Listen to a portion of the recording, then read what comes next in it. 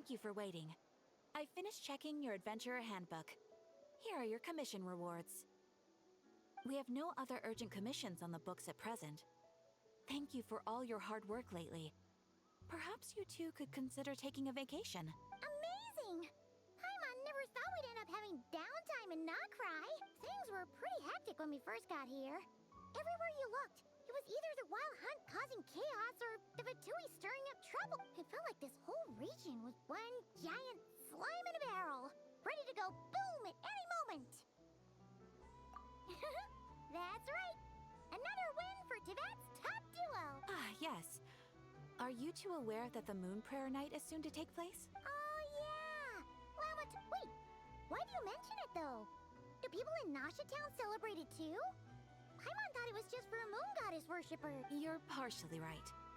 Most people in Nasha Town just see the festival as an opportunity to do business. They do not concern themselves with the religious element. The festival was first celebrated by the Frost Moon Scions. On this day, they would wear moon prayer blossoms and celebrate the birth of the moon goddess through song and dance. They would also prepare food and handicrafts and give them as gifts to others. Over time, it became Nod Krai's most lively festival.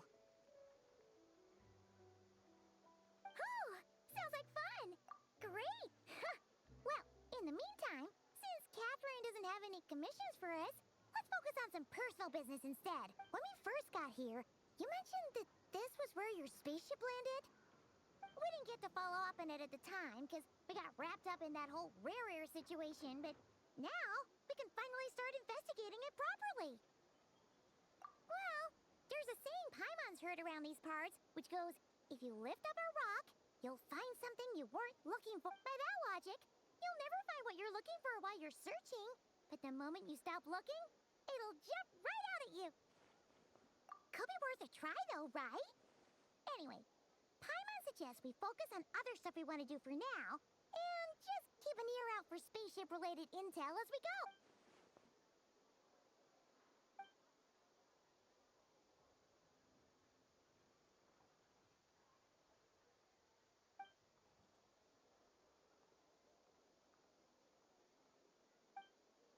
What's wrong?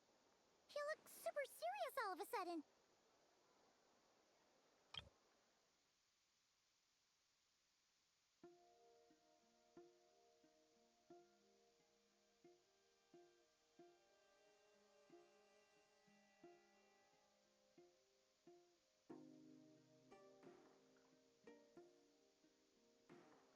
Huh? Paimon gets why you'd be concerned about Columbina, but what does the doctor have to do with anything?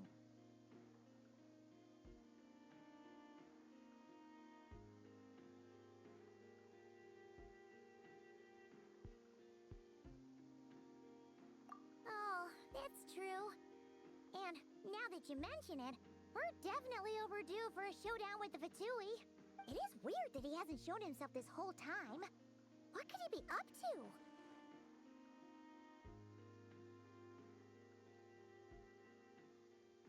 True. Paimon would much rather deal with Marionette anyway. She says the meanest things, but when it comes down to it, she doesn't seem like a bad person. Maybe it's the pressure of being a Fatuse? Especially as a Harbinger. Does she feel like she's gotta act tough to keep up appearances or something? But then, every time we headed out with Rerir, she always wound up having to repair Polonia and her other robots. That's gotta sting. Losing face always hurts more for people who care a lot about their image. She's probably still furious about it. What? Relax! She's not even here! Huh? What's the matter? Oh, nothing. Sorry, we'll be on our way now. Where are we again? Oh yeah, Columbina? Right, yeah, let's go see Columbina.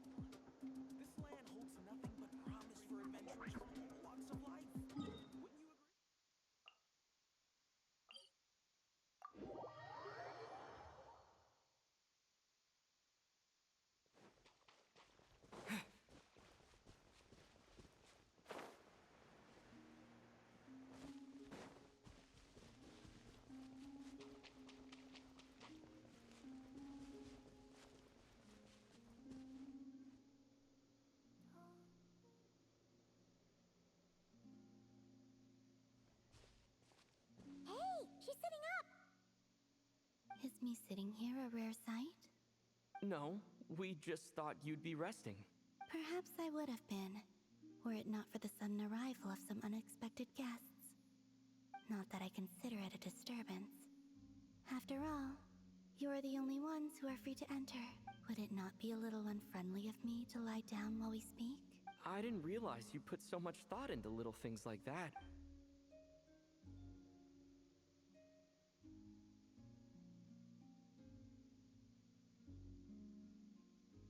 Only sometimes. There have been moments lately where I think about you and your companions. They are warm, mysterious, and cozy memories. Very few of my past memories are anything like that. They say that travelers return home bearing bags full of souvenirs. But my luggage was empty, and I believed it would stay that way. Return home? So, you're still planning on returning to the moon? Yes. This planet continues to reject me, reminding me that I do not belong here. If I remain in Teyvat, there will come a day that I disintegrate. And I don't mean reduced to dust, or turned into food for the flowers. I mean, I will cease to exist entirely. Alright then. Well, we're sure gonna miss you. But it sounds like we'll have to say goodbye. How do you intend to return? The moon prayer night is soon to arrive. On that day, the moon will be closest to Teyvat. The Kuvaki in this land will reach its peak at that time. I merely need to grasp the tide, and with relatively little effort. Oh, Paimon gets it! It'll work like a slingshot! You make it sound like she's gonna get blasted up to the moon. If I did that, I suspect I would crash into the false sky. I will be using a much gentler approach. But I do like the analogy. It's fun. You see? She gets Paimon's sense of... In the blink of an eye, the time has come to part. It does feel that way, doesn't it? Time seems to fly fastest when you are enjoying it. I have always thought of myself as a wanderer on this earth, and it has never expressed any desire to. Yet, just as I plan to depart, it tugs at my arm. Is this a gesture of affection? Or is the world mocking me? Oh. Were you hoping I can answer that? Yes. You are a traveler, so you must have a lot of experience in this area.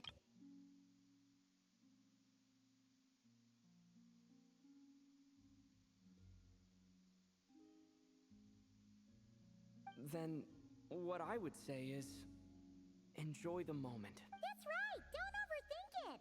Happiness is happiness and joy is joy! The point is to enjoy it, not analyze it! I see.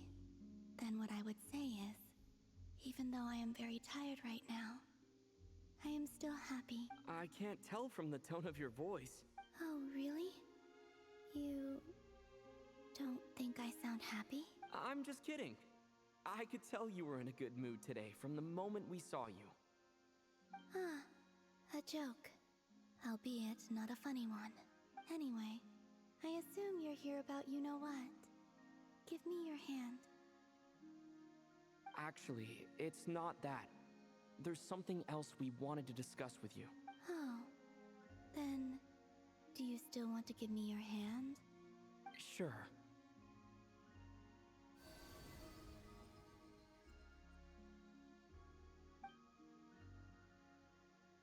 Thank you. So, I've heard that in the moon prayer nights of the past, people here would hold celebrations in the moon goddess's honor. Since you helped so much in our fight against the rerira of Solnari, I think you deserve a farewell party before you return. I haven't asked everyone else for their opinions on this yet, but I'd like to invite you to join the... I've never joined a moon prayer night before. I'm not sure what I would even do. Oh, don't worry about that! We take care of everything! All you need to do is show up. Of course, there's no need to force it if you're not feeling strong enough.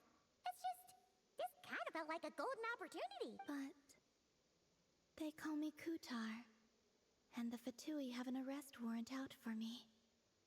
I shouldn't appear in... I'll make it work. You have my... Yeah, we got your back.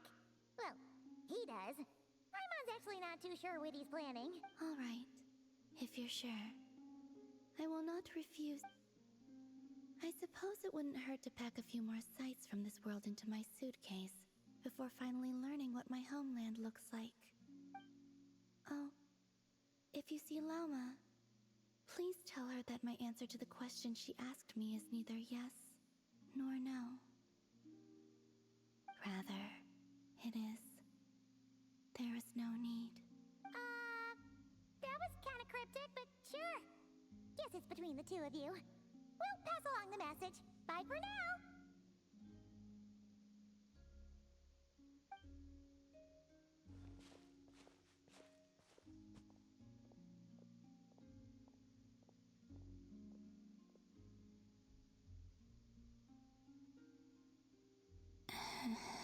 And also, I do not know.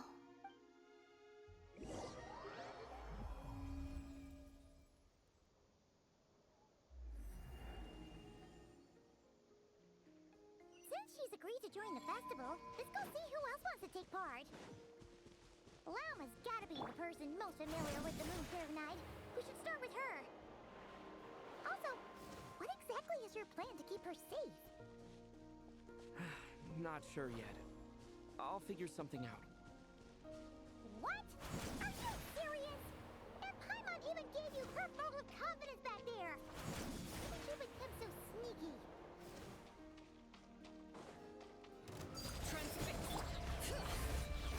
Busted. Gotcha.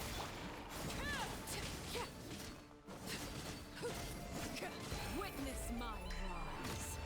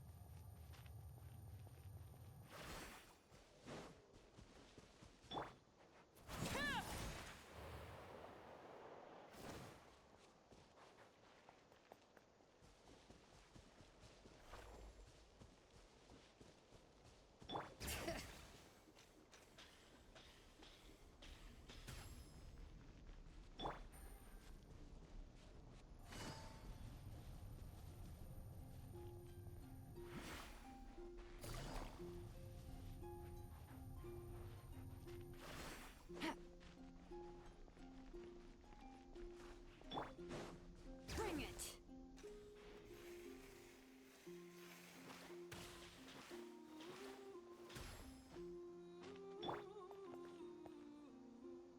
Hey, Lauma! It's us! Huh? Varka?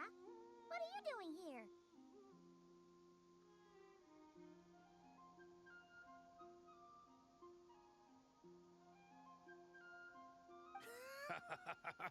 Beats me. I had a bit too much to drink last night, and when I woke up, I was on Hisi Island. Mr. Varka is helping to oversee Nasha Town's preparations for Moon Prayer Night. He is here to go over some details regarding the decorations and custom cloth designs. Right, yeah, that too. What do you mean, that too? Yes, celebrating this festival is a long-held tradition here in Nod Krai.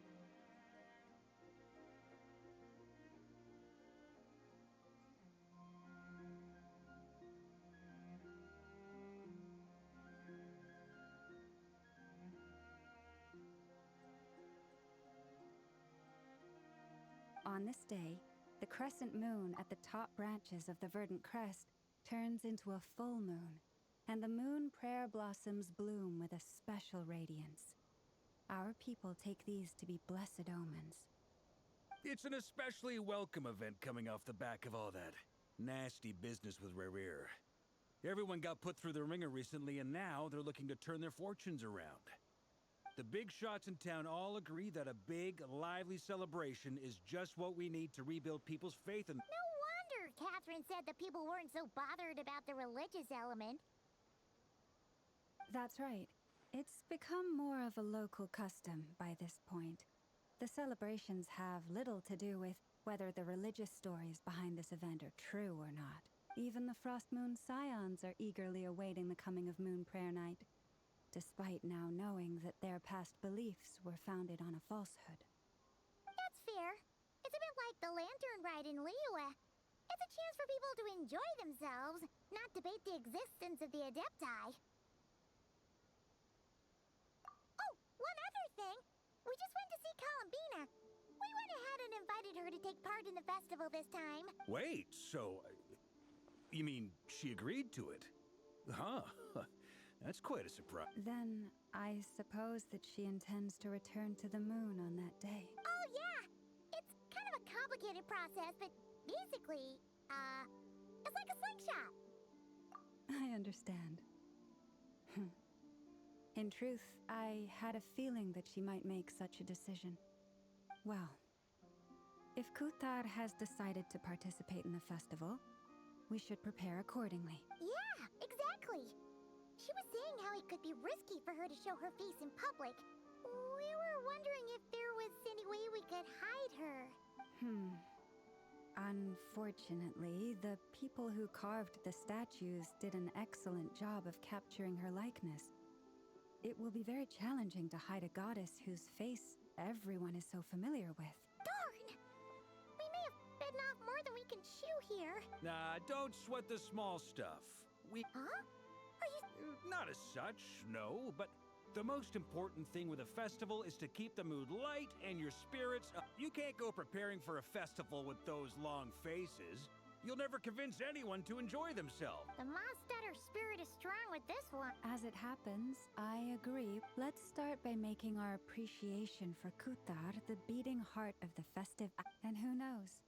Once we get the ball rolling, perhaps everything will just fall into place. Hey! Did you catch that? Lama said the thing! Or close enough, at least. I'm looking forward to the Moon Prayer Night already. We have a festival in Mondstadt called Windbloom, and you can always tell which couples are celebrating it for their first time by the smiles on their faces. Big, beaming smiles like their whole face is glowing. And I have a feeling we'll get to see that same smile on the Moon Goddess's face at this festival. Not quite the same. Anyway, I'll take care of business in the city, but I'll have to leave the decor up to you and the Frost Moon Scions. No one else can capture that traditional aesthetic quite like... But lastly, there's the final key element that brings the festival to life. Companionship. Before you leave, let me show you something that we've been preparing. Mr. Varka had asked to see it already, so you may... Also, I have some further questions.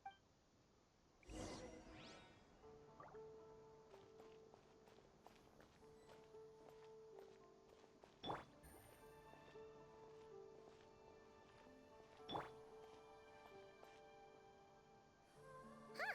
What's this? They sure look like they're having fun. I believe so. Kuhenki seem very skilled at playing drums like these, although I'm not sure where they learned it from. Maybe it's an innate talent? In their eyes, they're probably just playing with toys.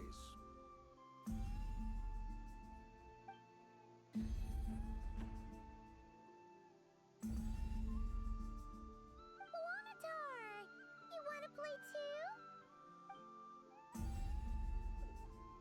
Yeah. She looks more confused than anything. Maybe we can teach her next time if we get the chance.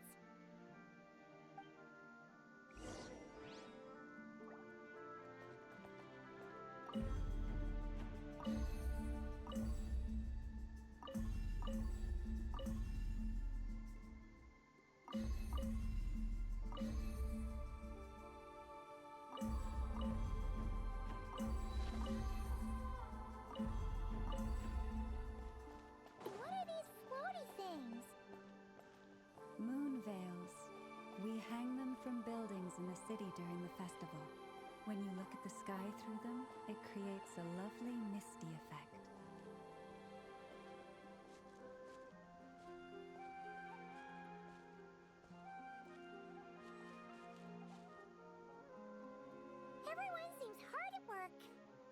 They are preparing items for Moon Prayer Night. For instance, the sculpture being made over here. Mr. Varka and I were just finalizing the details of where it will be placed. Ah, there she is. I didn't know the finished article would be so large. Not to worry, though. All the necessary arrangements have been made. Just let me know once it's ready, and I'll get some people to ship it over. You have my thanks. And over here, we are preparing a very traditional confection. Oh, look at all these colors! It looks great! Can Paimon try one? Of course. I have a feeling you'll like it a lot. You bet! Sweets and treats are Paimon's favorite! If you included those in the Feast of the Moon, I bet Paimon would have joined the Frost Moon Scions by now. There will also be verdant crests like this present in Nasha Town during the festival. The timing of Moon Prayer Night is not completely set in advance. We make a rough estimate, then observe the changes in the verdant crests and moon prayer blossoms to guide us. As such, the wait itself is a fun feature of this particular festival.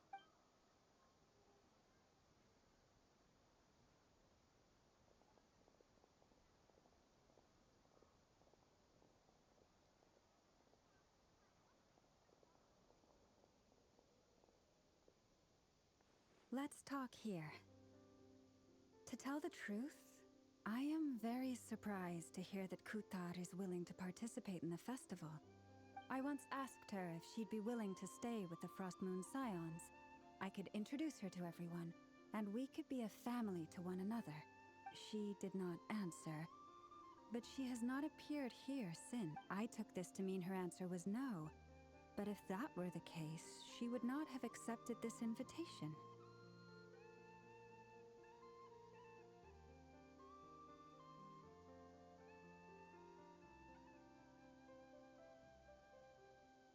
Ah, I see. Maybe she is right. Maybe the Frost Moon Scions of today no longer need a moon goddess. But my wish was not for her to come here and be worshipped as a deity. I simply wanted to offer her a place to stay. I'm sure she believes that showing herself here might invite Fatui intervention, and as such, she does not wish to cause us trouble. But what really pains me about all this is that this is her birthplace. She ought to belong here, yet no one has been able to grant her shelter. I think I'm qualified to weigh in here. When someone's about to depart on a long trip, what they need is blessings, not burdens. We should wish her the best, not make the journey harder than it already is. Anyway, she's agreed to attend, hasn't she? All we need to do is simply respect her decision. I see your point. Yes, she will soon depart after all. Our job is to leave her with some happy memories. Besides, who's to say her journey to the moon is a one-way trip? It's not like she can't come back and visit if she wants, right? Paimon agrees wholeheartedly. Festivals are all about having fun, so let's keep it simple. All right, I'm gonna head back to Nasha Town soon. Wanna come with? I'm guessing you have some other folks to visit there. Sure thing, let's go! Bye for now, Wilma! Thank you all. Goodbye.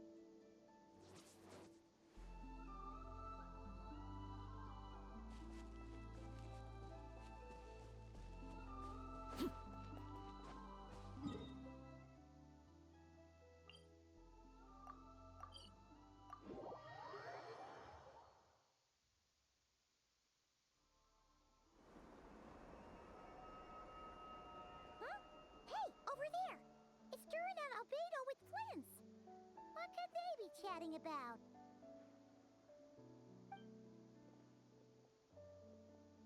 Your guess is as good as mine. Ah, Grand Master, and the Traveler and Paimon. Hello there. It's been a while. Perfect. We have some new volunteers for our investigation.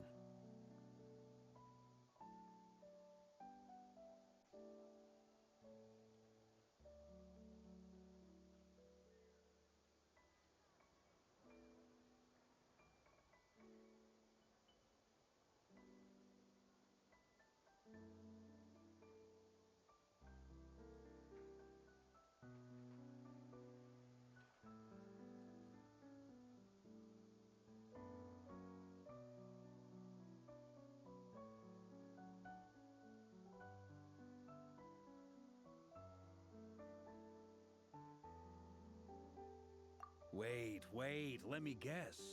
The righteous Lightkeepers are finally ready to hunt down the Abyssal Dragon?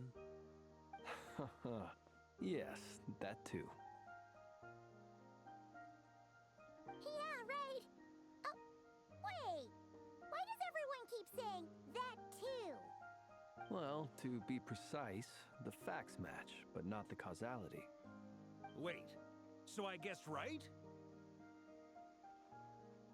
Half right. Don't act so impressed with yourself.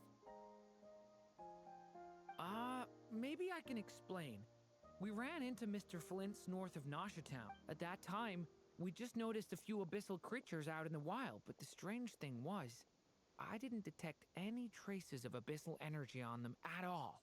On closer inspection, we realized that they were not real monsters, but something akin to reflections in the water, or perhaps a mirage. Huh? What do you mean?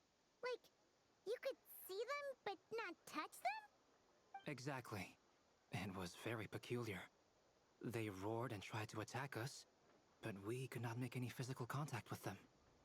I think I've heard of things like that happening in Krai before, but I don't know much about it. Yes, it's a known phenomenon. Mirage-like illusions tend to appear in Krai in the run-up to Moon Prayer Night. From a distance, they appear quite real. I myself thought that Misters Durin and Albedo were locked in battle with abyssal monsters when I first arrived. But after sharing intel and investigating a little further, we can confirm that these illusions are harmless. All the Mirage stories I've heard are either animals, rocks, or small houses.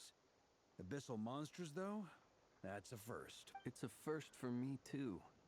So I'm planning to look into it further just to be on the safe side. I intend to inspect a few more locations. What about you two? Any plans? Alice contacted me a few days ago. She'd like me and Durin to assist her with an experiment. But we lost contact shortly after receiving the message. I'm sure that comes as no surprise to anyone familiar with her. We don't know when the wind will blow, yet when the wind blows, we will know. That, in a nutshell, describes how Alice operates. Yeah, that tracks. Okay. Well, I suggest we investigate this Mirage business in the meantime. It's piqued my curiosity, and I'm pretty sure I know someone who will already be 10 steps ahead of us. Well said. Right? Whatever's happening in Krai, she always seems to be the first one to know. Let's go see what she knows. We can invite her and her staff to the festival while we're at it.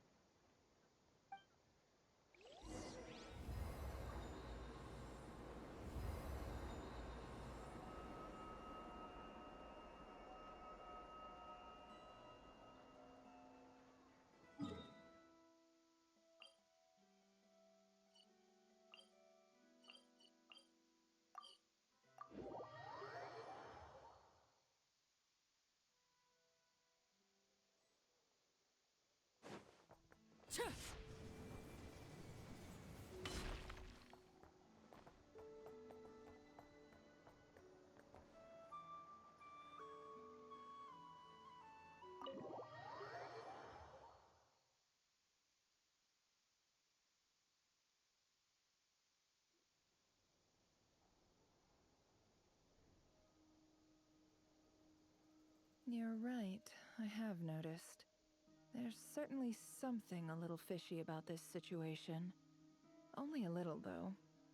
Records indicate that this phenomenon can occur in the days before and following Moon Prayer Night. That said, it has always been a rare sight in the past. The odds of encountering these phantoms are similar to looking up in the night sky, happening to see a shooting star, and managing to make a wish before it disappears. But this time, either everyone's getting lucky, or they're appearing far more frequently than usual. Yehoda's out gathering intel as we speak. In the meantime, let me check off some points of interest. First, the Abyss. The ones we saw seem to be abyssal monsters. Indeed. But we have identified one location where many more of them have made an appearance. And not just monsters, but human phantoms too. Given the scale and nature of the phantoms, it's almost as if someone's last memories are coming to life. Or perhaps the memories of multiple people. Oh. So you mean the phantom monsters are hunting down the phantom humans? Exactly. The phantoms can interact with each other, but we have no means of intervening. In addition, some of the human phantoms would seem to be from the very distant past. This is clear both from the clothing they wear and the stories they tell. They claim to be from Hyperborea, a name which I've heard from Lauma before. If this is true, it means they must be from 6,000 years ago. Did Paimon hear that right? 6,000 years? It sounds like this merits further exploration. That'd be a big help. I'll leave it with you, Albedo. My knowledge of ancient history is non-existent. I used to doze off every time the pre-Knights of Favonius era came up in class. It's quite a miracle that you were able to understand these phantoms' speech, given how long ago they lived. I suppose you're right. But I'll leave the archaeologists to ruminate over that conundrum. As an intelligence broker, my sole interest is in the value of the information I gather, which, in this case, hopefully means earning myself some good favor with our dear Lady Moonchip. So calculating. Whew, this intel broker logic always catches Paimon by surprise. Sounds to me like we could split the work up. I think the abyssal phenomenon is best left to Albedo, Flints, and me. Agreed. It coincides with my duty as a lightkeeper. For my part, I'd like to understand the abyss better. Even a little knowledge would go a long way. This is certainly a rare opportunity to study the Abyss. But even rarer, perhaps, is the chance to... The Curatorium will take the lead on investigating the Hyperboreans. We put in the work to learn what we know so far. It seems only fair that we get some quantity of exclusive intel. That just leaves our trusty team of 2 unassigned.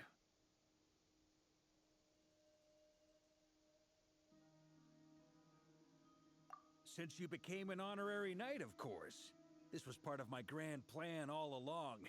Oh yeah, by the way, we managed to convince Columbina to come to the Moon Prayer Night celebrations. Would you... She agreed to that? Huh. Quite an achievement. Never underestimate the traveler, I guess. I'd be happy to join. No point shutting myself inside when the streets are all decked out. I doubt any clients will be visiting during the festival in any case, and Yehoda loves a party. So I'm sure she'll jump at the opportunity. No, no. Way to contradict me in front of... Wait, no, that's not what I have bad news, Bob. So many people. All right, everyone inside, quick.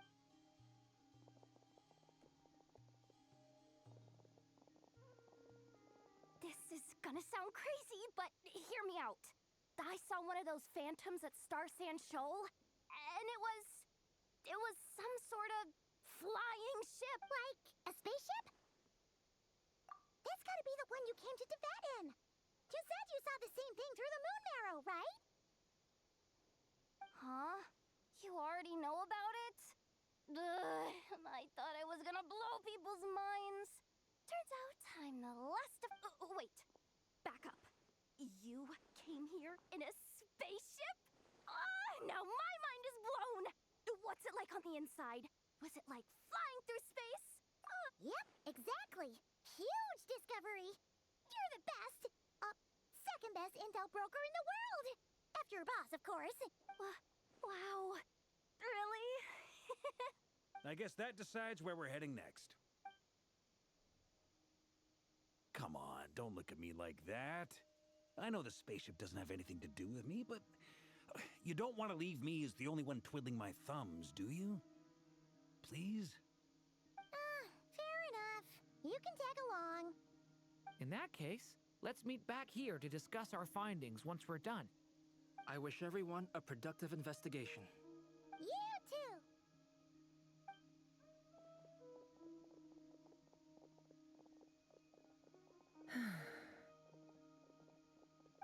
What's up, boss? Aren't we gonna head out? Tell me, Yehuda, when did the curatorium start giving out intel for free? Oh, sorry, boss.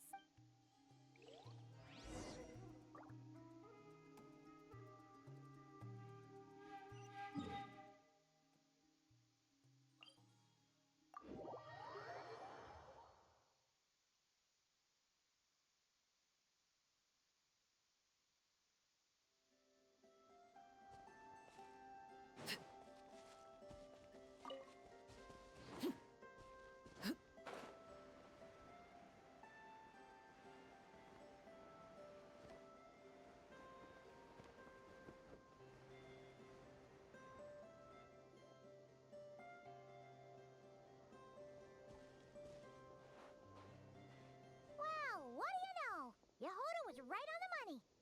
This phantom really is your spaceship, but that's so weird. Why would it show up here? Is it some kind of projection? Or a ghost? Like, maybe it no longer exists. Ah, you're already here. Miss Lauma, what a surprise. I thought you were busy with festival preparations. I was, until one of our people informed me that a strange sight had appeared at Star Sand Shoal. No one's ever seen something quite like this before. I thought I should see it for myself. Same here. Oh, so we heard that these things appear around the festival period. Unfortunately not. We have very limited information about them, since they can't be interacted with. And no human phantoms have. The most we've been able to deduce is that these sightings appear to be connected to the increase in Kuvaki energy around this time. Yeah, seems like that's all we can do. Allow me to lend you a hand.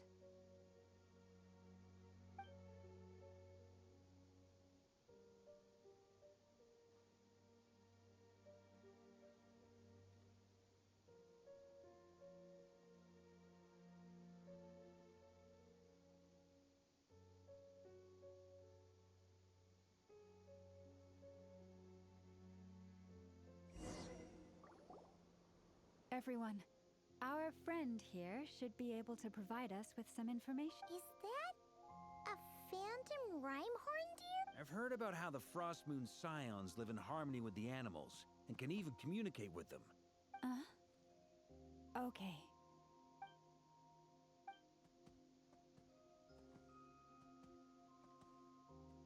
Oh, it's leaving. It appears to share our curiosity about this giant spaceship, so I asked it if it wouldn't mind investigating along with some friends. In return, I told it about some nearby spots where the wild fruit grows abundant. We may live in a different era from these phantoms, but I trust that the terrain, climate, and ecology here are more resistant to the effects of time than some things are. Let's give them a moment.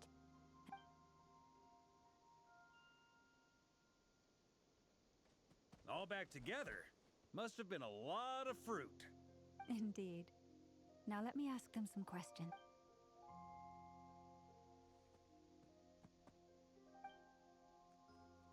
It did find a lot of wild fruit.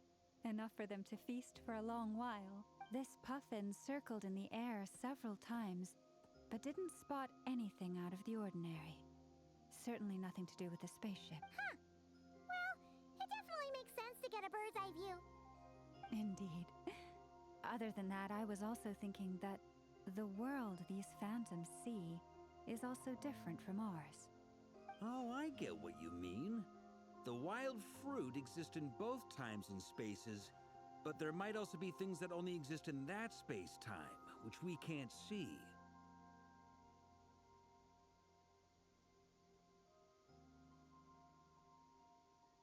Good point. Great thing. Blunthorn rhinos can use kuvaki to shift great rocks, but this one says it couldn't get that ship to budge by even an inch. The sniffer mole tried too, but despite being a skilled digger, it could not get through. They say that the spaceship looks robust and undamaged. It seems completely impervious to any and all attacks.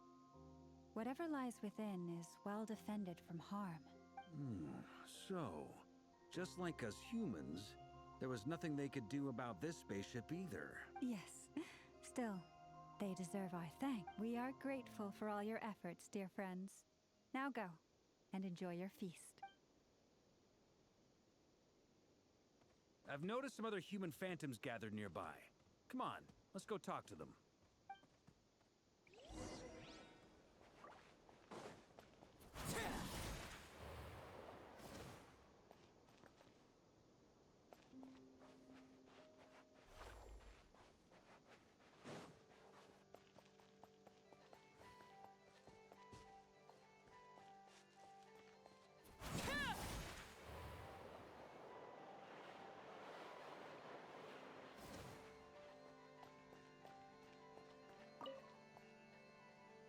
What is this thing?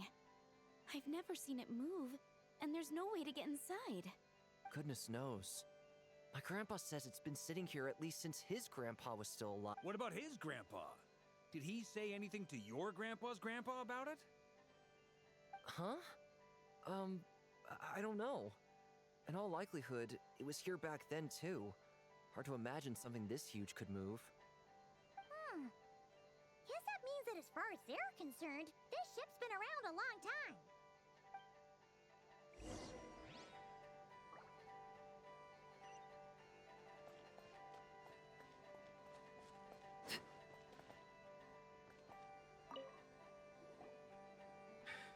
Come on, brothers. If we can get even a small chunk off of this thing, it's gotta be worth a fortune. Today is the day. Huh? You mean Paimon? Yes, brother, I shall join you. Let's make our fortune. We should go with them. What the? This thing is crazy tough. I can't even scratch it. What's it made of? Sorry, brother. Looks like we'll have to seek our fortunes elsewhere. Enjoying yourself? I was just seeing if I could influence this phantom's perception by playing. But nope, no dice.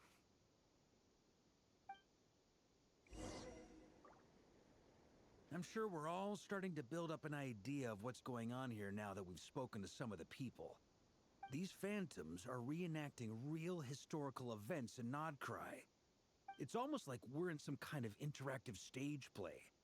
We can talk to the actors, but the plot is fixed, and we can't influence it. It makes sense. History is set in stone. The objective facts of the past cannot be changed. Paimon totally thought you were just goofing around earlier. But actually, you were doing some serious investigating. Of course I was. Anyway, at this point, I think we're forced to conclude that although the Phantom spaceship is right there in front of us, we aren't going to learn much about it from these people.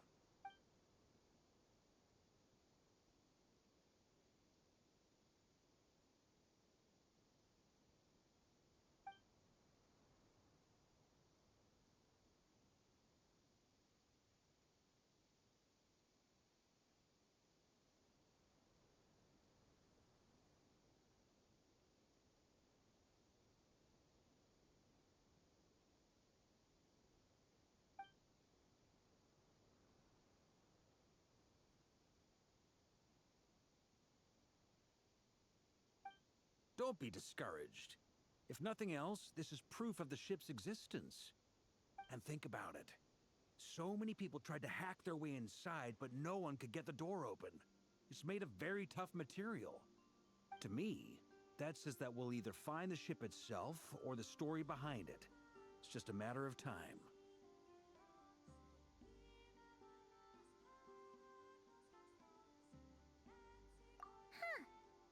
Every now and then, when Varka gets serious, he actually does seem like Grandmaster material for a I wonder how the others are doing. Let's... Sounds good. All... Wait! Am I in Team Knights of Favonius as well? You're very welcome to join. We've even got a cathedral ready for you. Isn't that technically blasphemy? You wouldn't dare make a joke like that if Barbados was in earshot. Nah, I'm sure Barbados doesn't mind a little harmless blasphemy once in a...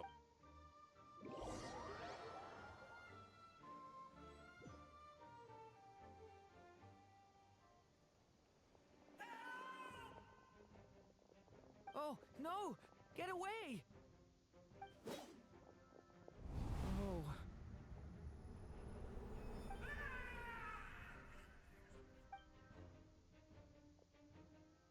I know it's hard to stomach, Mr. Durin. But as I'm sure you've noticed, there is nothing we can do to intervene in that which unfolds before us. But we have to at least try. And try you have. But are you aware of how many unsuccessful attempts you've made now? I wasn't keeping I'm afraid this is the 39th failure so far. Or the 5th if we're only counting this particular victim. There are no indications that these phantoms may be altered in any way. You seem to have calmed down a little. I'll make us a fire. You should rest and have some water. Feeling any better now, Mr. Durin? May I ask a few questions?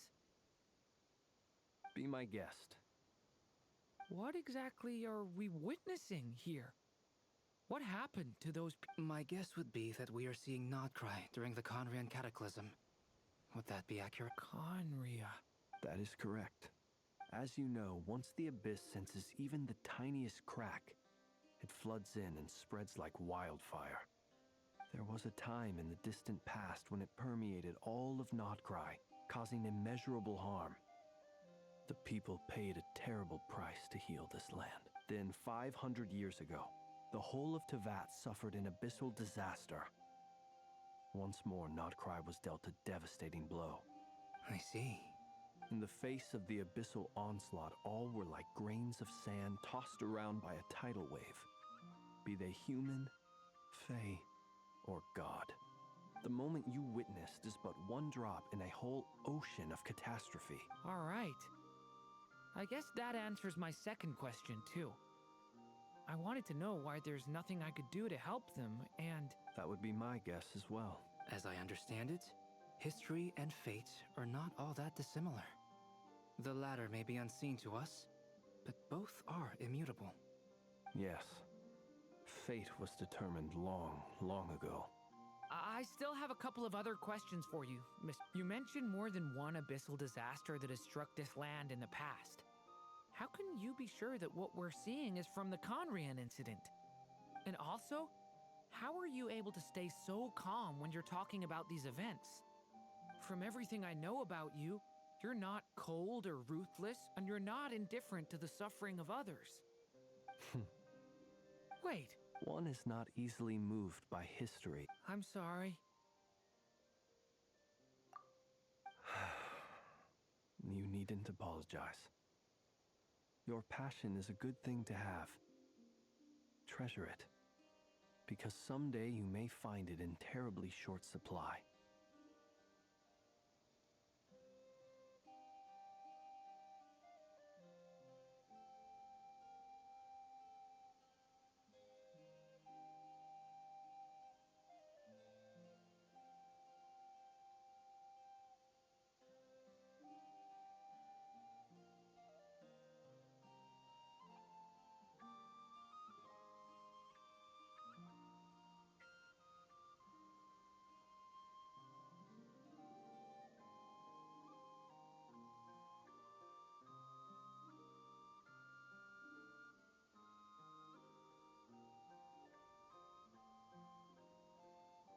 Now, at the risk of offending you, I have a question in return.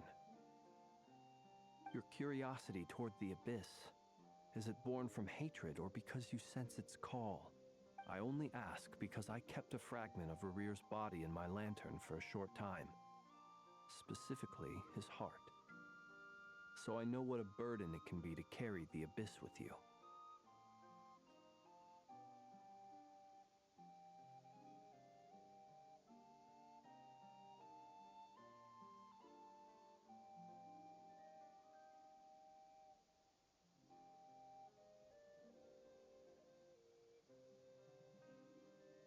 And I hear its power growling from somewhere within you. In my eyes, your mere existence is a miracle.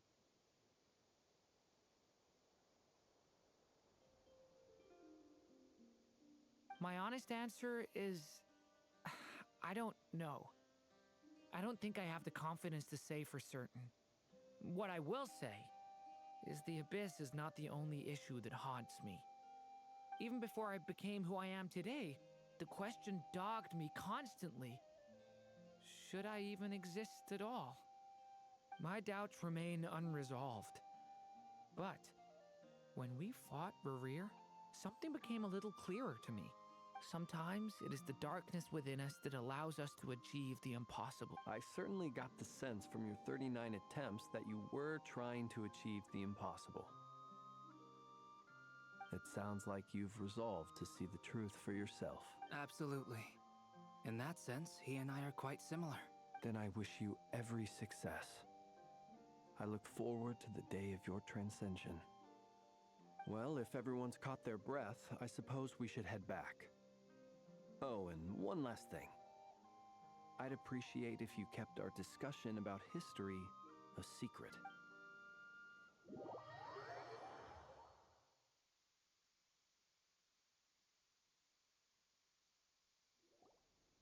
Incredibly, our separate investigations led us all to the same conclusion. Yeah, but we barely learned anything, though. I totally thought this would be the mother lode. Talking with the ancients? I mean, come on! But nope. All we got was you and all this stuff about moons and hyperopia. What a load of baloney. Seems like people back then had a few screws loose. I understand your frustration. We found the same issue. Each phantom only showed a there isn't much value to be found in these miscellaneous fragments of a civilization's history, no matter how glorious it may have been. If there's a silver lining, it's that these phantoms are harmless to the present reality. They shouldn't get in the way of the festivities. Paimon agrees. And not just because it's the first thing she understood in this whole conversation. You look disappointed, Nefer. What do you think?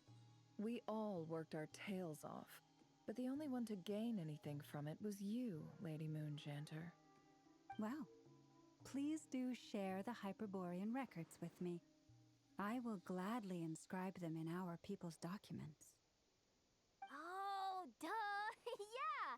That was it! Hyperborea! I'm serious. Only an expert in the Frost Moon Scions and their history can turn these records into valuable research material. The alternative is to let them gather dust on the Curatorium's storage shelves until the pages turn yellow. Nefer, you're wise enough to know that cooperating and sharing the profits is the best course of action here.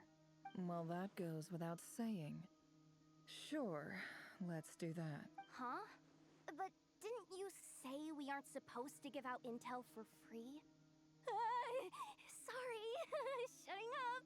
Now is not a good time to push Nefer's button. Anyway, back to Moon Prayer Night. I'm thinking that we should prepare something a little special, aside from the usual decorations and so on.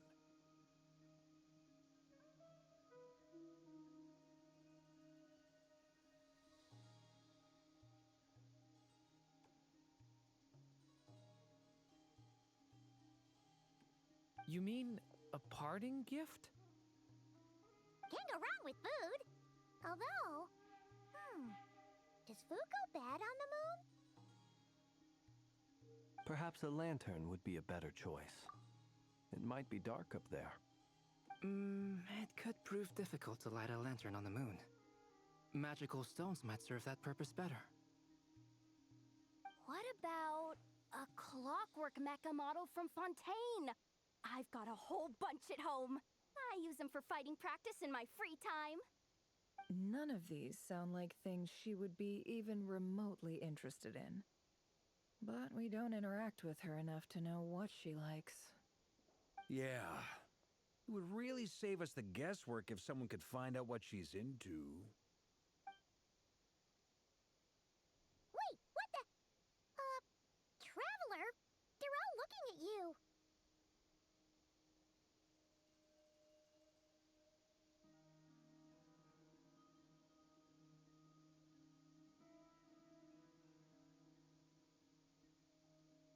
Great! Haha, problem solved. Now, I need to stop by Dory's. Gonna need her help sourcing a bunch of stuff for the festival. Then let's leave it there for now. We all have our own business to attend to. Traveler, if you find out what Kutar likes, let us know right away.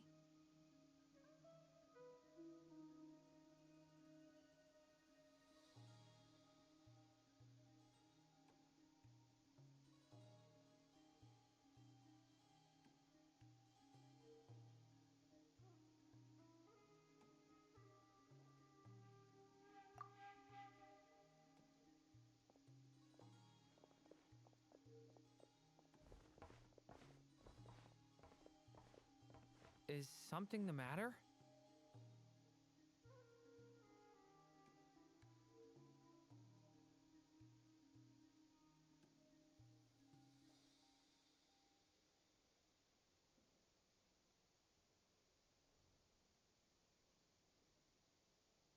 I'm fine. It's just...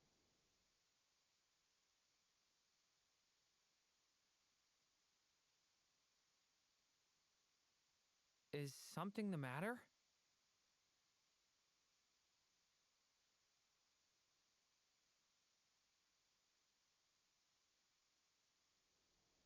But it's okay. This is something I have to work through. I'll be all right. Well, don't put too much pressure on yourself. If you ever feel like something's wrong, physically or mentally, we're here to talk.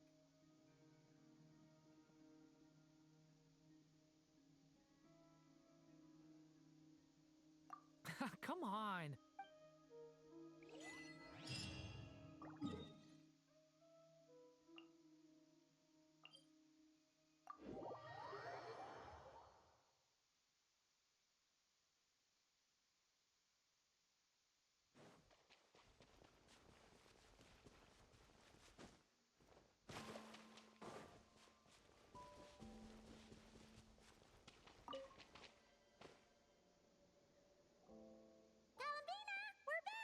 Huh? She's not here. Weren't there a few Kuhenki here last time, too? Where did they all go? Walkies? For Kuhenki? You're not pets, you know. Oh, well. Looks like we just came at a bad time. There's still a few days until Moon Prayer Night, so we're in no rush. Besides, she needs time to rest anyway.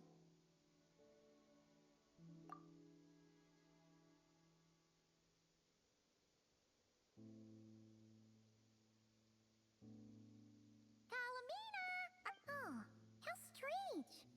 Looks like she still isn't here. Right? It's not like her to spend so much time outside. Especially since she's worried about attracting unwanted attention. What about Luonatar? Luonatar, you there? Hey! Sorry, didn't understand. But if you know where she is, could you take us to her? Yeah, that's even stranger. What about him? Oh, that's not good news. They change color when Columbina gets weaker, right? And they look super pale right now. Good idea. She might know what's happening.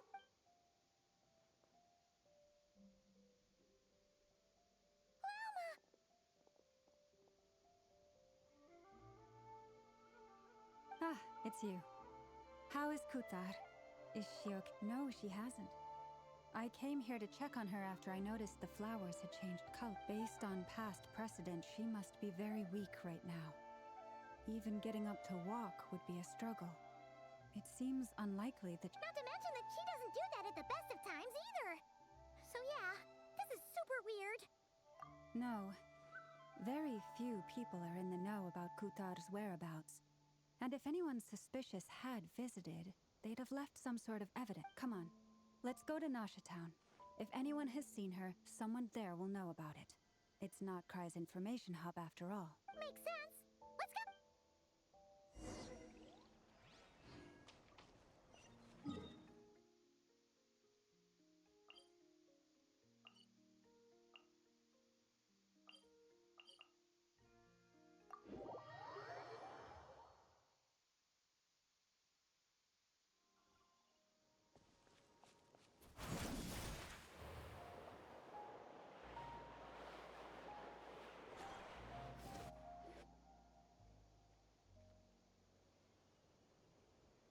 Wait a moment.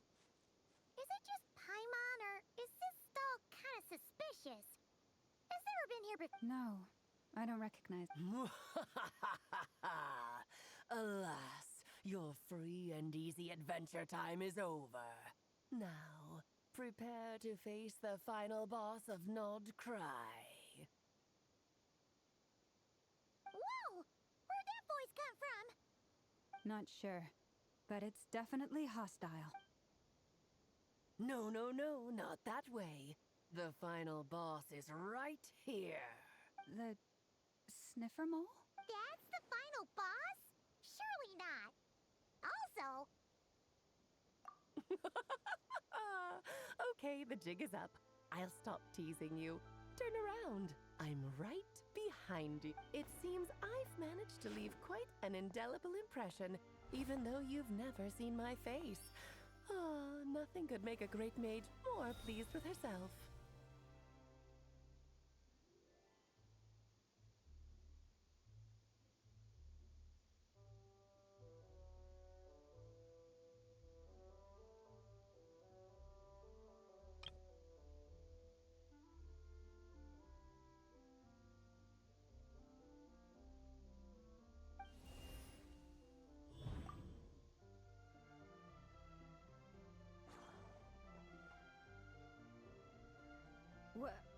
What is going on? I've heard that all the big shots in Teyvat have long, wordy titles that stun people speechless when they make their entrance. Unfortunately, none of them are affiliated with the Hexen Circle, and we ourselves keep a very low profile. The notorious name-dropping doesn't quite work for us. Still, I, for one, think I'm really quite amazing. So that didn't stop me from coming up with a title anyway. Alice? It's really you this time? Not a lantern or a dodoco, but Alice in the flesh? Oh, that's right. So, what do you think? How does it feel to... You look like... Oh, that's the first thing you thought. A little surprising, but that actually makes me very happy. Because that means that when Klee grows up, she'll be just as stunningly beautiful as her mother. So she's a friend? Kind of. This is actually the first... I see. Madam Mage, that was, quite a powerful entrance. It's okay, Lauma, don't force it. Paimon will do the honors. This is Alice from the Hexen Circle. She's a friend of ours. And of Arcus, too. That's right. She's a good person. Well, what is the human heart if not unpredictable? If we could not do as we please, how would we differ from machines? I am Lauma, Moon Chanter of the Frost Moon Scions. It is a pleasure to meet you. Oh, I know. Before you got here, I spent a good, 15 minutes getting up to speed on Nod Krai's present situation. In other words, I've read the whole in the last episode part, so we can skip the pleasantries. Fair enough. Well, Miss Alice, I can already tell that you have quite a unique personality. He'll get used to it. Paimon sure is. So I Anyway, what are you doing in Notcrack? Oh, I thought I told you already. This time, I'm the final boss. And what a formidable foe I shall be. Powerful, confident, decisive, and good luck finding my weak spot. You will never succeed.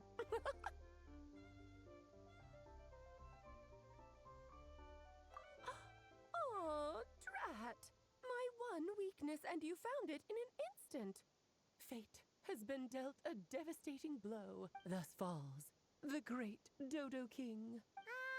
Why are you playing along with this nonsense? For funsies, of course. What's wrong, Paimon?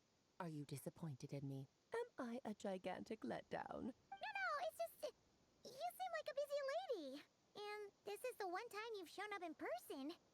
Paimon figured it would be for something more high stakes than just goofing around. You're quite right. I'm here in Not Cry because something big happened. Something big enough it caught the attention of the Hexen Circle. It concerns the 3 moons, Tevat's borders, and of course, the moon goddess you are currently searching. Kind of. Why don't we discuss this over a pot of tea? My main reason for coming on this trip to Tevat was, of course, to have some fun. But I do technically have a job to do as well. Namely, maintaining the stability of Tevat's borders. I'll skip over the complicated parts. But to sum it up, abyssal energies are all that lie beyond Tevat's border. We'd find ourselves in a real pickle if they ever made it through. And the phantoms you've been seeing are a sign that the border has been disturbed. No wonder they tend to show up around Moon Prayer Night. Is it because the real moon is now so close to us that its power can cross the border? In part, but only a negligible amount passes through. Just enough to influence the verdant crests and so on. And as you've noticed, there has been an unprecedented number of phantoms appearing this year. The influence of the moon beyond the border cannot explain this. No. There is another far greater factor at play. The trilunar syzygy. A trilunar syzygy? Eons ago, before the heavenly principles came to Tevat, it was the then 3 moon goddesses who controlled the laws of this world.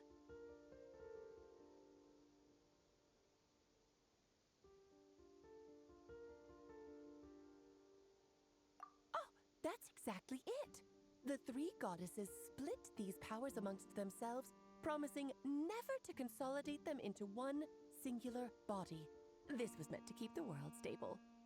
But, fast-forwarding to the present, the eternal moon's marrow is with you, while the iridescent moon's marrow, which should never have appeared in this world, has been retrieved. Add that to the presence of a moon goddess in the flesh, and the power of all 3 moons is gathered here in Notcry. There hasn't been an event like this since the War of Funerary Flame, and it's having a noticeable effect on Tevat's borders. Because I wish to give my darling daughter a peaceful, sunny environment to grow up in. Is that a good enough reason? Kinda sounds like you're dodging the question, but it does make sense. Well, that's one reason anyway, and the most important one. The others are a little complicated to explain. For instance, cleaning up after dearest Miss R. Albedo could tell you more about that if you're curious. But right now, I have a more important question to ask you. Why are you collecting the moon marrows? I see. Nicole told me about that legend once. Nicole? Oh, so you remember. Yes, of course. That was a story about fate, her area of expertise. But back to the story of our dear moon goddess. I'm afraid her intended method of returning to the moon is unlikely to work any— What does that mean? She may be missing, but she hasn't gone anywhere. She has disappeared.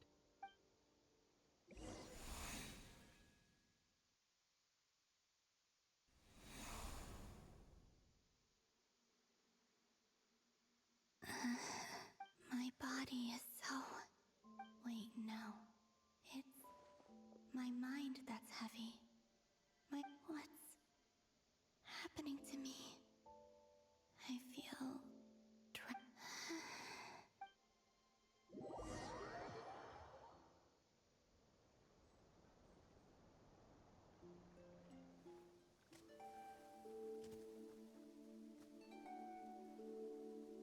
you out for a walk too?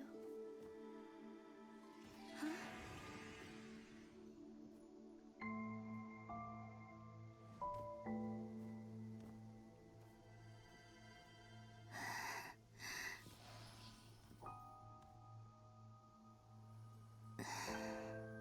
The day has come at last.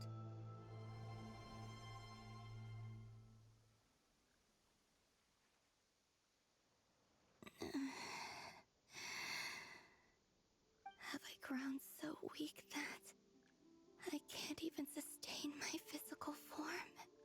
But Moon Prayer Night is nearly here. I was so close to Death is near. Is this how it ends for me? Will I return to the moon after I disappear? Or...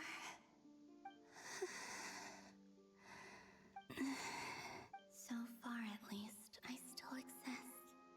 Even if not physically, but as my power wanes, I'm sure that too will fade. I suppose I might take one final look at this world. The world where I was born.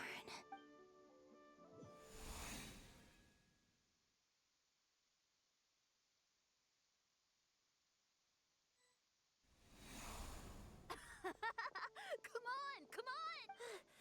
Wait for me! The Frost Moon Enclave. How much it has changed since I was born. These decorations, they're so heavy.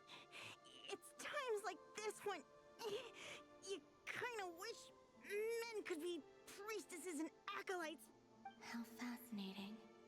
I've never had the chance to be privy to people's private lives in this way. In the past, people would get so solemn and serious the moment I showed my face. Like they were frozen stiff. Karina, Lametti, it's time to eat. Coming! I want to watch them a little longer.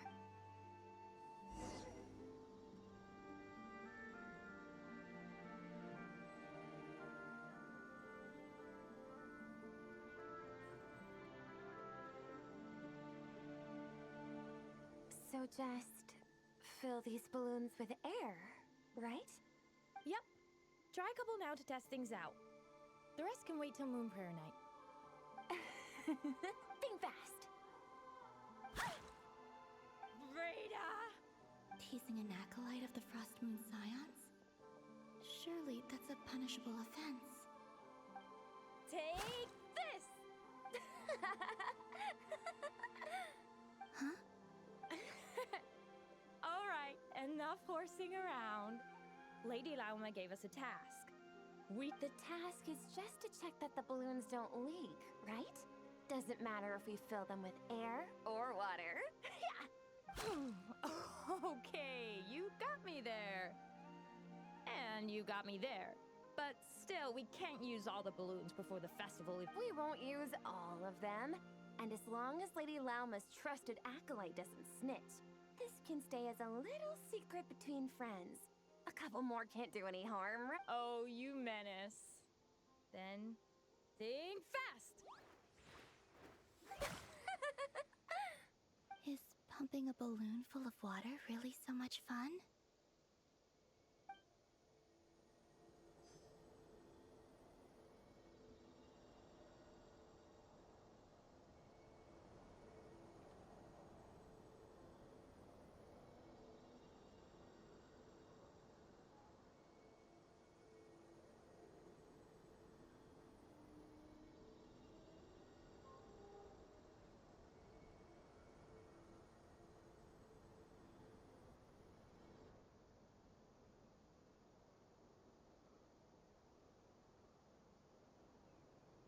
I'm sure you're both tired from playing all day. Come on, eat up. A plain, humble meal. That has always been the way of the Frost Moon Scion. Huh? How come Lametti got a midsummer berry dessert? I always get lockaberry. I don't mind sharing. You can have a bite of mine if I get to have a bite of yours. They're sharing. I've never shared food with anyone before. Even at the Harbinger tea parties, everyone just ate off their own plate. And when I couldn't finish my food offerings from the Frost Moon Scions, they'd leave the leftovers out under the moonlight for the animals to claim. Hey! That was 2 bites! Oh, then you can have another bite of mine. Oh, you too. Oh, don't fret now. Here, have some of Granny's too. So this is what it means to be family.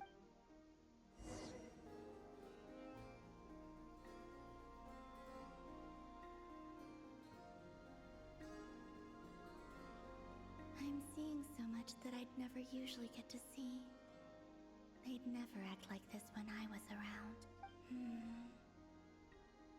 It's nice, being able to just watch people in peace in these final moments. What a rare opportunity. I think I'll go take a look around Nasha Town, too. Maybe the Traveler will be there.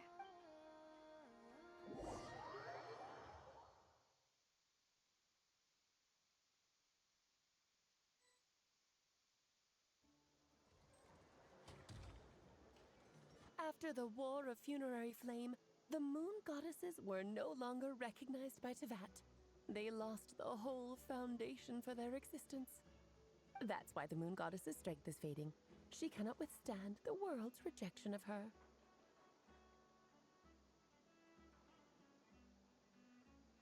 To be more pedantic about it, the moon goddesses did something to offend the heavenly principles, and that's why they were ousted. Something of a recurring theme in Teyvat's history. Theoretically, speaking so candidly should put me in their crosshairs too, but they can't tell me what to do. I'll say whatever I want.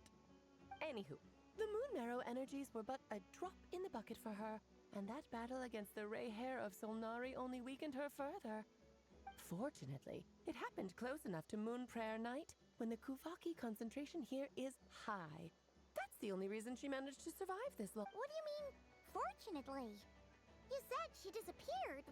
Oh, what a headache. I thought this was all common knowledge. I guess I have some more explaining to do.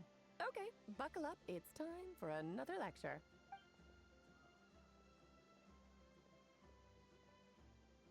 Now, I said earlier that the moon goddesses lost the foundation for their existence. The reason for that has to do with the natural order. Basically, the rationale for their existence in Teyvat was lost. The same logic applies to the present moon goddess, too. Consider her existence so far. Her comrades in the Fatui called her Damselette, and she was worshipped as Kutar by the Frost Moon Scions. But these connections have now been severed, whether by her hand or you. So, the rationale that once sustained her existence is now gone. Wait, we did that to her? Oh, well, strictly speaking, yes. But let's not start pointing fingers, shall we? I'll only end up as the big bad villain, and that's not the kind of final boss I want to be.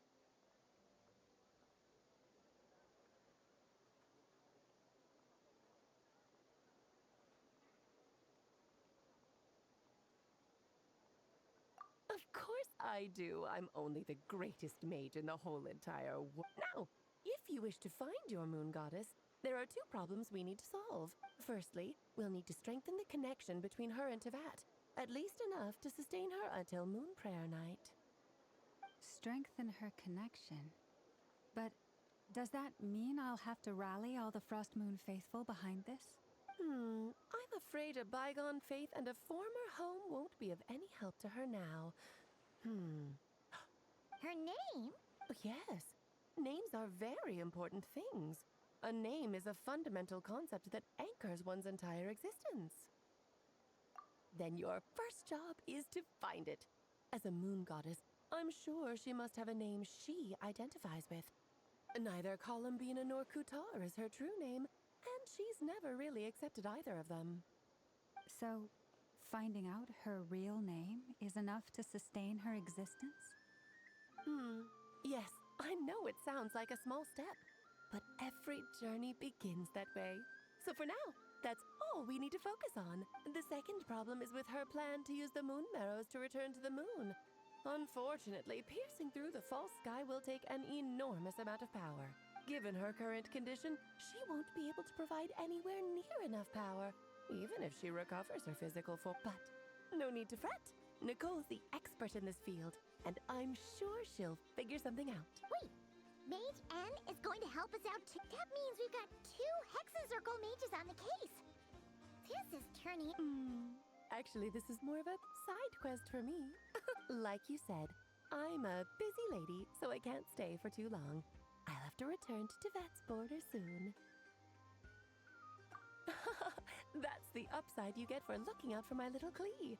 Hopefully that will incentivize you to carry on keeping her company in the future. Anyway, jokes aside, you'd better get moving. It will take quite a miracle for the moon goddess's consciousness to... Oh, I suppose I might as well tell you where Nicole is before I leave. Off you go now. Time to meet your new friend. Oh, yes, and a little suggestion. Don't forget to mind your heads. What? I wonder how Durin's doing. I should really go see him before I head back. You really are super... I most certainly am. There's so many children I have to keep tabs on just in Mondstadt. Durin, Albedo, Venti, Varka...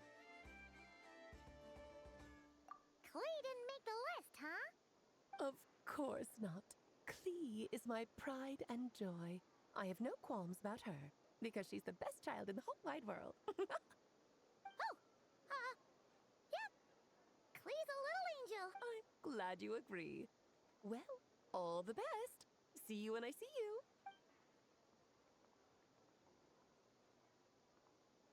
She left in a hurry. Yeah. She didn't pack up her stall. Should we handle it for her?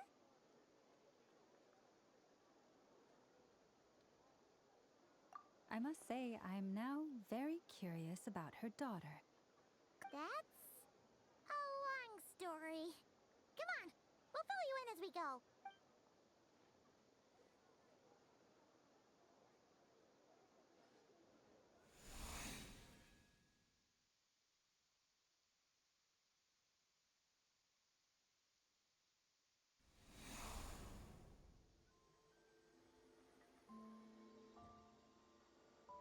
What a lively place. I've never experienced Nasha. Hey, you old geezer! Your hammers are a... Who are you calling old geezer? Are they quarreling? I'm looking right at him. You've really gone downhill since giving your daughter free rein in the workshop. Can you even swing a hammer anymore? It shouldn't take you days just to fix a single chip. You might as well use that hammer to massage my back for all the good it's doing. Don't run your mouth, or you'll get a back massage that'll put you in bed for the rest of your life. Look, the materials haven't arrived yet, all right? You know how busy it gets in the days before Moon Prayer Night. I'll bet you send all the materials to your little princess. Blood's always thicker than water, huh? All right, you've made your point, Uncle Koski. As soon as the materials arrive, fixing your chair will be the #1 priority. See? Lolka knows what to... I guess they're friends. But then again, it wouldn't be the first time I've seen something like... Columbina! Sing outside my door in the middle of the night one more time, and I'll unscrew your vocal cords. You hear me? Oh, Sandrone.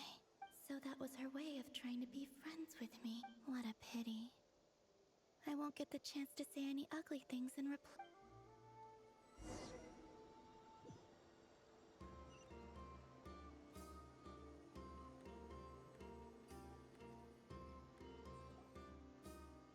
Hey, have you decided what to give her for Moon Prayer Night? I sure have.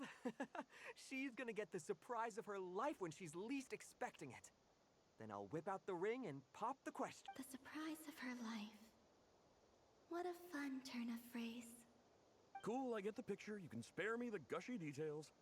Ooh, looks like we have a customer. Hello there, ma'am. Would you like some Moon Prayer Night candy? Huh? Is he talking to me? Can he see me? Here you go. Oh.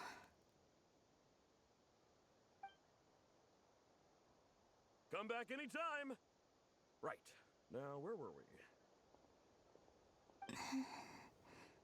I don't know why, but I still held out hope.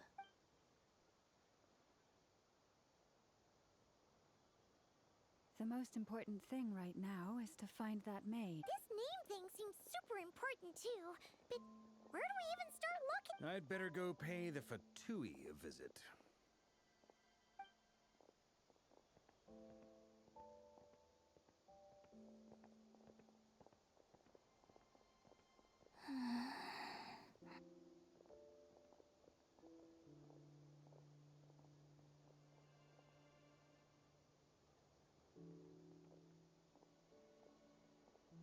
Columbina?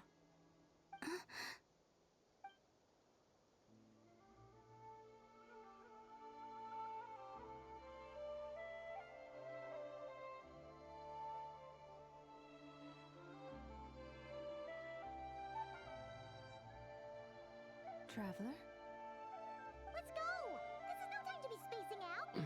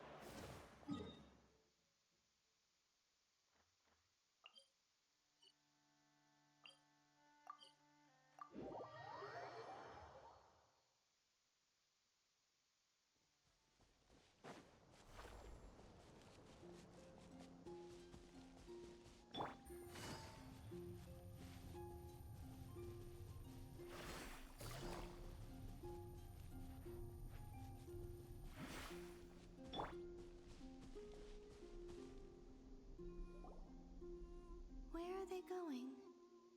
They mentioned a mage and a name? So, Mr. Varka, are you acquainted with this Nicole? Or should I call her Mage N? Not really. We've never met, though she has come up in conversation. From what I've gathered, Alice kinda took Nicole under her wing. Taught her how to speak in a more ladylike fashion, that kind of thing. Huh. Hard to imagine Alice as an etiquette coach. Yeah, Alice is a larger-than-life personality, I'll give you that. But then again, that's why she's able to draw such an eclectic mix of people into her inner circle. If I remember correctly, being an interesting person is actually one of her main entry requirements. So, if you ever wanted to join the Hexenzirkel, I'm sure you'd both be eligible to apply. Hey! Don't go around making promises on Alice's behalf! I wouldn't dare.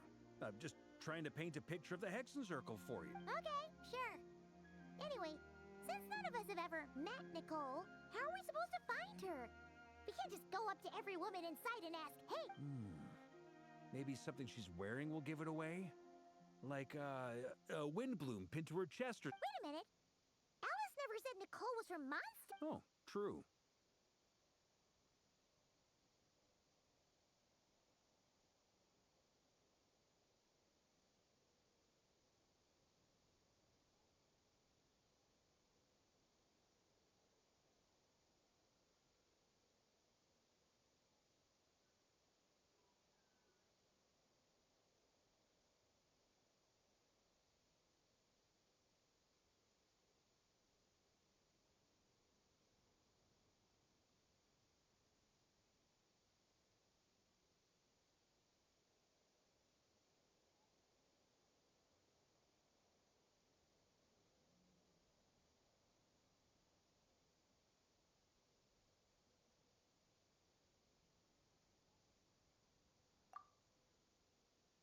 That would be this young lady, then?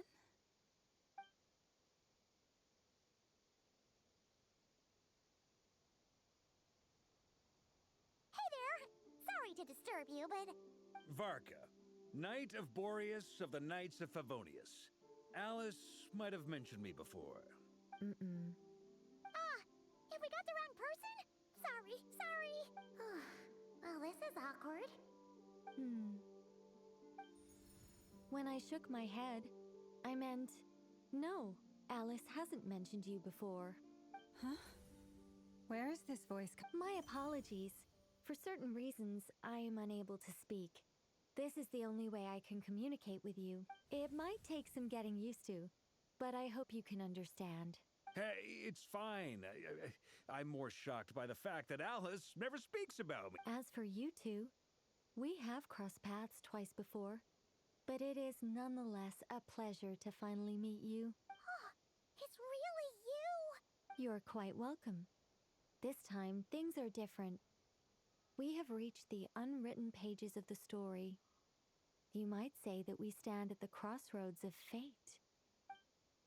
Now then, allow me to formally introduce myself. My name is... No, stop! Alice! I can't believe it! I had a whole speech prepared. I'd agonized over every single word. She always picks the worst moments to ruin other people's plans. I'm so sorry about that. Alice took the liberty of devising some bespoke self-introduction magic for each member of the Hexen Circle.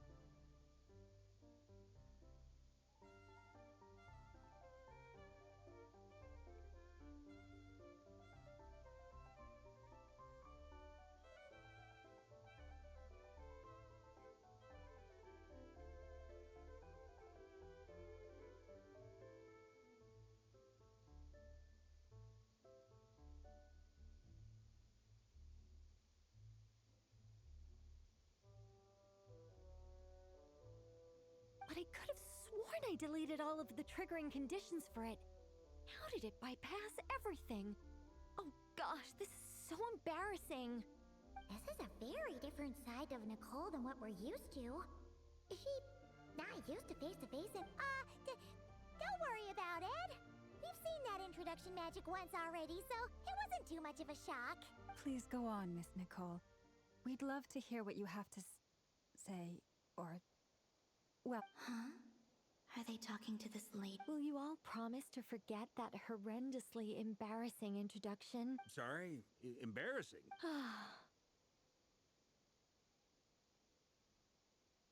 Yes, my name is Nicole, and I am one of a very few angels who have retained both their preferred form and their power. The Traveler and Paimon should be no strangers to this concept. There is another of our kind in Natlan. They call her the Lord of the Night. Alright! Paimon remembers her! Yes. Well, I have retained more of my power than she. It's because I don't have a long-term duty to fulfill. No. We'll be here all day if I get into the specifics. Moving on. If I'm not mistaken, you are here because you wish to learn how one might reach the moon beyond... That's right. Is that something you can give us any guidance on? Yes, I do know a way. It began with the Hyperboreans, who lived after the War of Funerary Flame. Blank looks.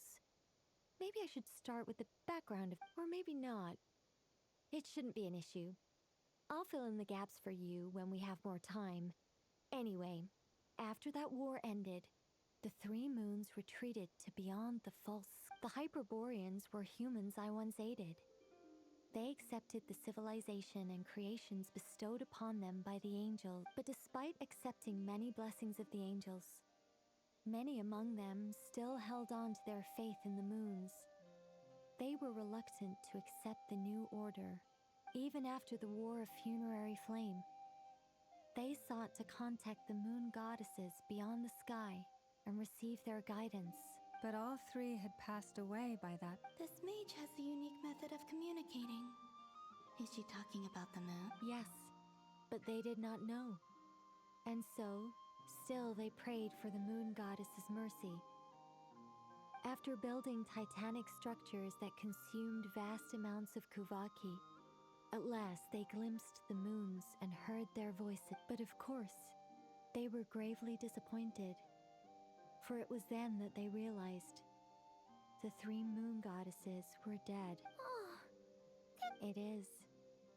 Humanity was in a very sorry state at that time. The angels who had once aided them were gone, and the War of Funerary Flames had left them homeless and— Just a second, I gotta ask. How relevant is all this history to the task at hand? Well, I mean, it's... Okay, it seems we've drifted into irrelevant narrative waters.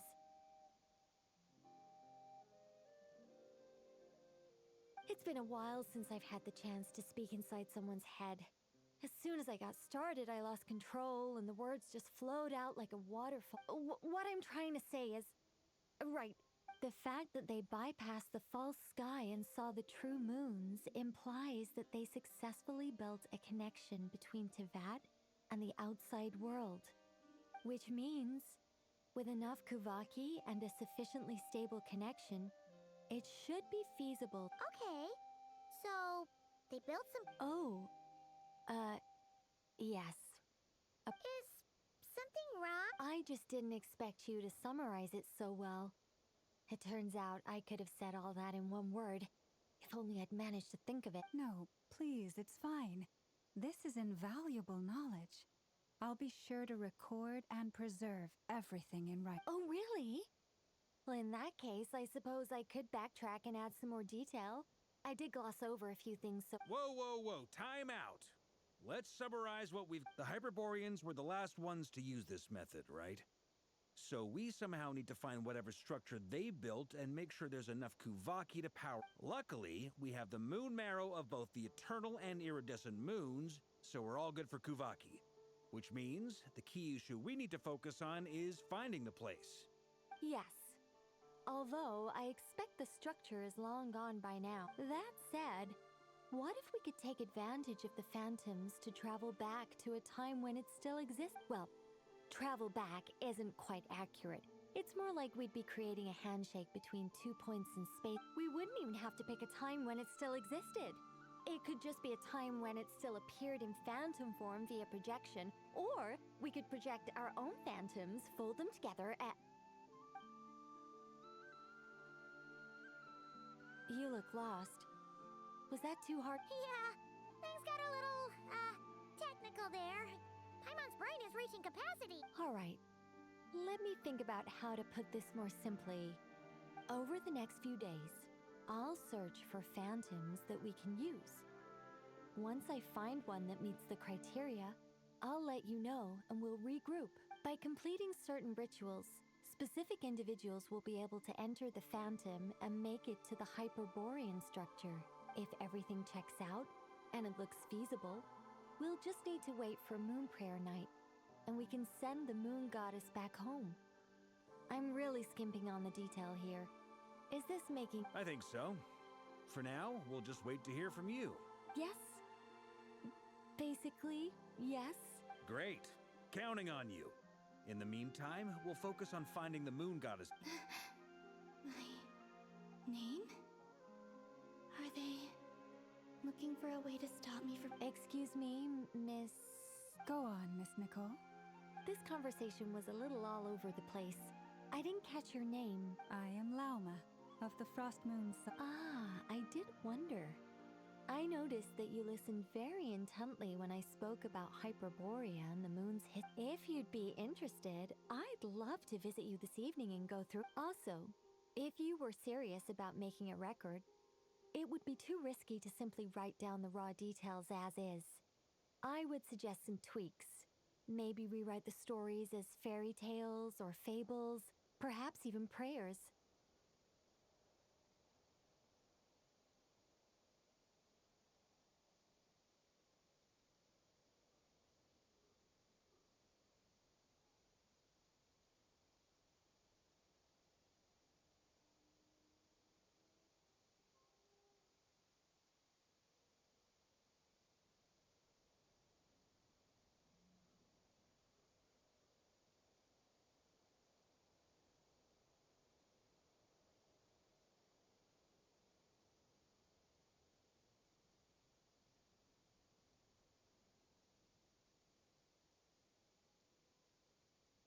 Anyway, we can cross that bridge when we come to it. So, see you later then? Oh, and no need to prepare anything. Just a cup of tea will do. See ya! She seems friendly. It's just... It's so nice to find someone who's actually willing to listen. I've been dying for a chance to finally go through all this systematically from start to finish. Any longer and I'd probably start forgetting it. Now Paimon gets why Alice told us to mind our heads. What did I tell you? A lot of quirky people in Alice's or... Now then, the next order of business is... Where do we start looking for the moon goddess's name? Maybe the rest of what Nicole has to say might give us some clues. Once I've heard her out, I'll summarize the salient points and share them with you all.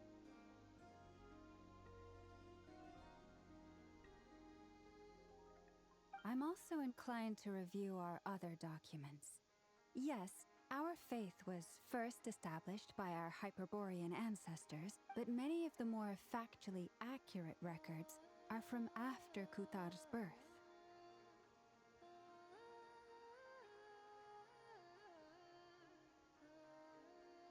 Sounds like we're gonna follow Columbina's journey through Teyvat, huh?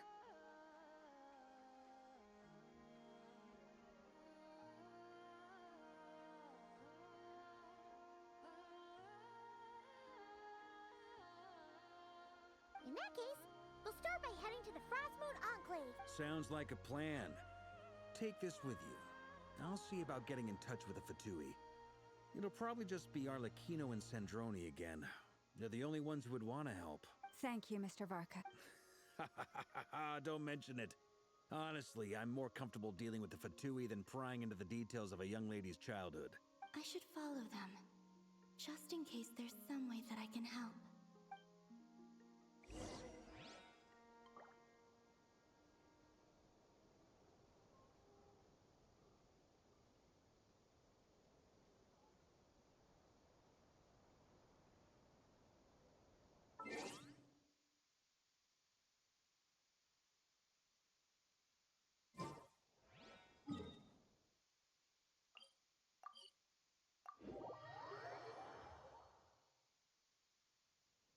What could the children be up to?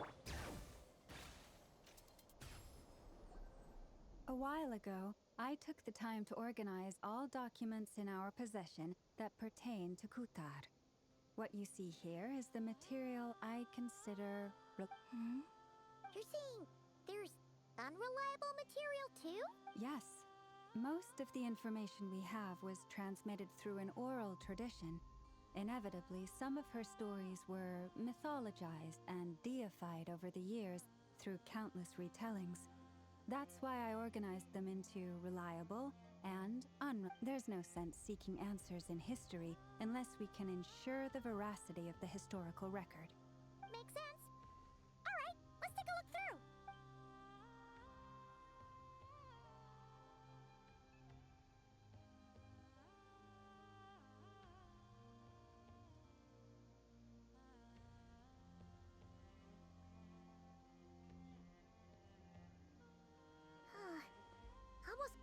records refer to Kutar instead of Columbina. Oh, although neither of those is her real name. Paimon's not sure what point she's trying to make. What we can gather from these records is that the Frost Moon Scions worshipped her as a god, placing impossible expectations upon her.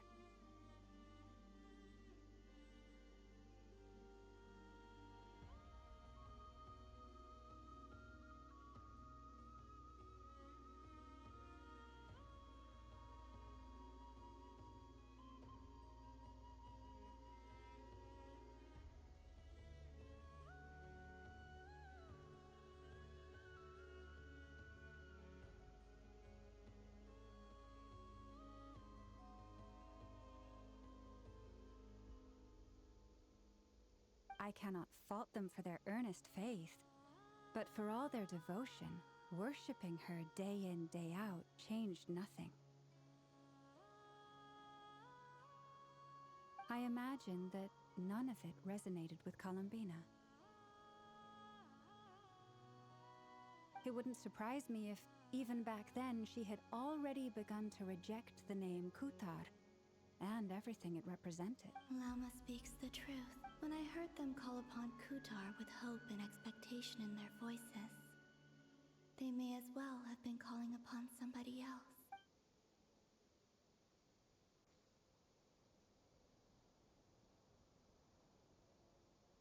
Well, that's a bit complicated. I looked at the level of detail, perceived authenticity, prose style, and how realistic their portrayal of Kutar seemed to be. Amongst the Frost Moon Scions of today, only I know of her existence, and I alone have spoken to her face to face. As such, I know that there are certain things she simply would never do. That being said, I have sensed some changes in her lately. Changes? Me? Seems like this is getting us nowhere. For what it's worth, why don't we check the unreliable sources too? Sure.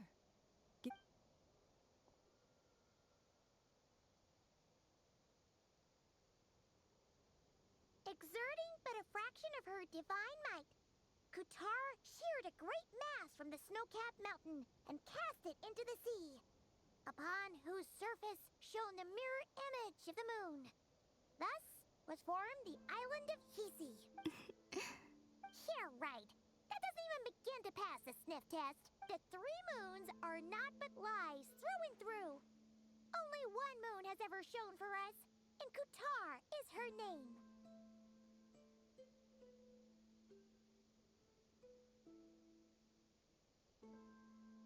The vast majority of ancient texts are filled with fanciful tales like these. I trust you understand my criteria a little better now. Kutar did not speak, merely gazing into the distance in silence. And where her gaze landed, this was her prophecy. Clearly, whoever wrote this text never even met Kutar. Otherwise, they'd know that her eyes are always closed. What about you, traveler? What are you reading? Come on, let Paimon. The child wished to build a wooden nest with which to shield a fledgling bird from the cold. But being so young and lacking in strength, the child could not snap the branches from the tree Kutar was passing by. Upon seeing the child, she summoned forth the Kuhenki, who built a beautiful nest for the child. I remember that. Not knowing the meaning of Kutar's divine intervention, the child dared not to respond, and thus ran home to call their parents. But Kutar was gone. The moon chanter declared the event a miracle and took the nest as a relic, placing it on high for all to see. The child was named as one favored by the goddess and was greatly respected amongst the people.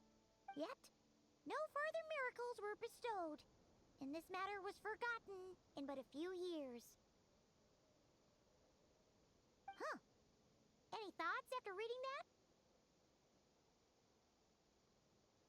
Yeah. Columbina probably just wanted to join the kid in making nests. Ah. I'd originally considered this a fabrication, because Kutar did not perform any similar actions in subsequent records. But now that I think about it, It does seem like something Columbina would do. It's just... She didn't know how other people would interpret her actions. She was probably worried about making things difficult for people. So, she gradually stopped joining in. Yes. Oh, that's so sad. And now, I can make no such gestures of warmth, even if I want to.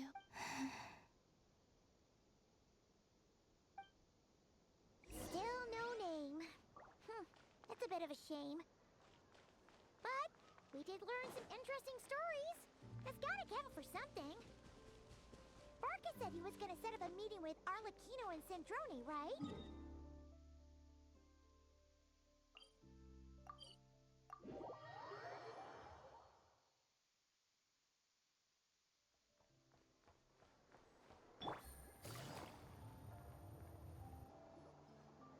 Let's see. There's Barca. Oh, and it's Durin and Albedo too. Yeah, this is pretty much the same place we bumped into each other last. I convinced them to stick around a little longer. We were all waiting on people, so I figured having a little company would help pass the time. Ah, so you've been waiting for us? Does this mean that you've already arranged things with the Fatui? Sure does. Now you're back, we can go meet up with them together. How'd your Well, we didn't find out Columbina's true name. But apart from that, it went pretty well. Aha, just as well that I didn't tag along then. I'm sure our moon goddess wouldn't want every man and his dog knowing all about her private life. Still, desperate times, desperate measures, I guess. Someone... So, Barca was waiting on us, but what about you two? Are you waiting for... Oh, no, we already... We discussed that experiment I mentioned to you last time. Oh, and she also handed me this communication device.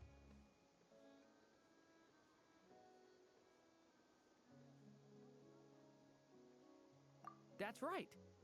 I understand she informed you about the relationship between the phantom phenomena and Tevat's borders, yes?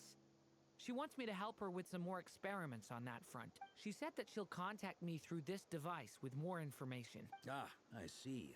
Following instructions and making observations. Pretty common research method. Takes me right back to Albedo's lab. Wait, then who exactly are you meeting? Someone you know. Albedo's met him too. But I don't think Miss Lauma or the Grand Master have been... Introductions are overrated, especially in cases like this. It's you! So, it's not like the Academia has prohibitions against going abroad. Also, I applied for leave. I've been writing to Hat Guy since obtaining a human form. I've already brought him up to speed on everything that's been going on in... Hat Guy? Turns out, I actually have heard that name before. Oh? Then why did you react the same way I did? I only knew the name, not the fella. But since we're all here, let's do some introductions for what it's worth. I'm Varka. Lauma, Moon Chanter of the Frost Moon Scion. And I'm a Driosh from the Vahumana Darshan of the Sumero Academia. Hat Guy, good to see you again, Mr. Guy. I believe we last saw each other on the boat ride here. Mind you, the only reason I came here is because there's someone I want to look into. Who's that? The Doctor, also known as Dottore, second of the Fatui Harbinger. From the tone of your voice, it sounds like there's bad blood between you. I was reviewing our archives and noticed that a lot of information about him was missing. Left a bad taste in my mouth. That's all there is to Dottore, or Zondique, as he was then known. Once studied at the Academia, but he got kicked out before he could graduate.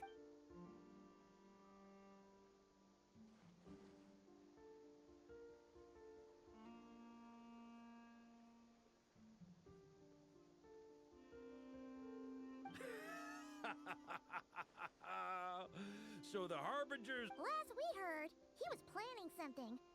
We actually heard that a few times before, even coming to Krai. but we haven't seen a trace of him since we got here. He only appears when something interests him.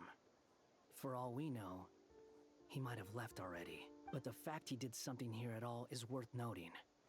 It'll fill a couple extra lines in his file. Why does it sound less like a file you're writing and more like a criminal record? Anyway, we were just about to meet 2 of the other harbingers. Want to come along? You might learn a thing or two about him. Sure. Even though they're harbingers, well, they're old acquaintances of ours, so, you know, when you talk to them, try to be... I got it. The Frost Moon Scion's relations with the Fatui remain tense. In that case, we'll continue assisting Miss Alice with her experiment. Good stuff. Everyone's having a fruitful time. All right, we better get going. I'll lead the way.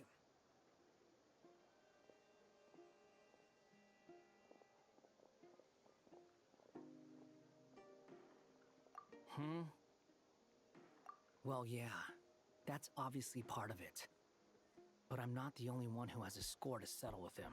Neither you, nor Lesser Lord Kusanali, nor I want to see him meddling with things again.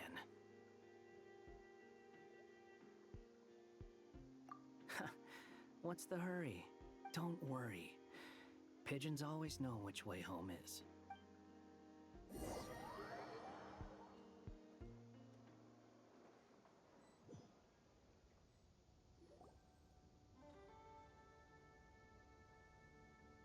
You made it. Who is this? A scholar from Sumeru. They call him Hat Guy. Wait, this is the academia representative you wrote about? He doesn't exactly look the part. I believe this will prove my identity. You'll notice it bears the seal of the Sanctuary of Surasthana. Well, what do you know? So it does. All right, then. It's fine. I expected as much. What? So as I mentioned in my letter, the Academia's got its eyes on Dottore, but this matter remains top secret. Apart from those assisting in the investigation, the fewer people who know, the better. If anyone asks, I'm here in Nodcry to pursue my personal academic interests. Gotta say, Barca, you did pretty well to keep all this under wraps for so long. Sounds like you got in touch with the academia about this way back. You flatter me.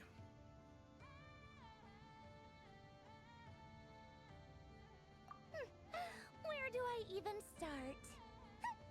Remember that time we fought Rerir at Star Sand Shoal? He sure let me have it then, didn't he? I'll bet Dottore had that all sketched out, with me as his convenient little pawn. He could not care less about us if he tried, but hey! The feeling's mutual.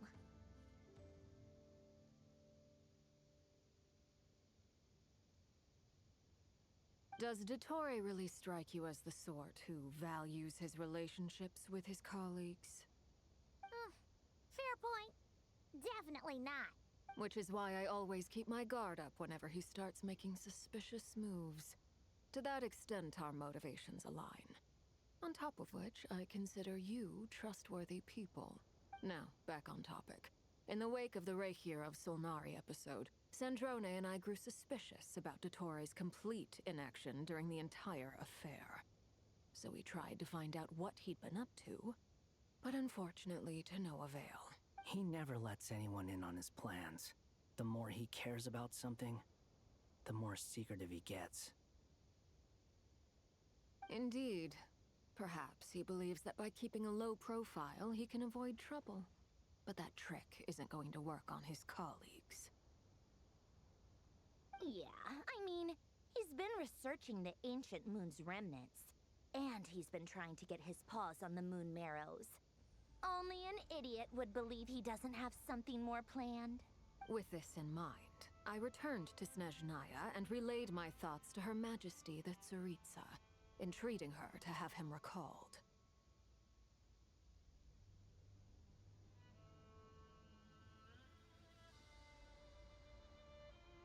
That's pretty direct. Did the... Yes. I made it abundantly clear that the Fatui's business in Nodcry is almost concluded, and we do not need 3 harbingers in this territory. Accordingly, Dottore has returned at her orders.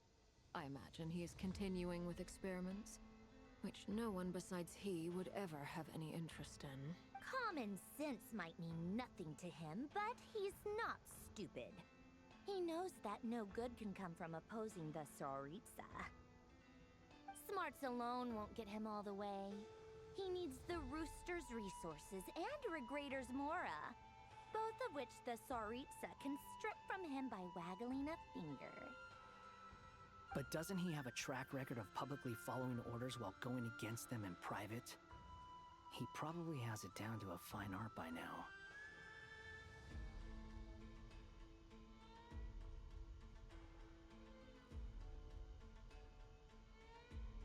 Wouldn't put it past him.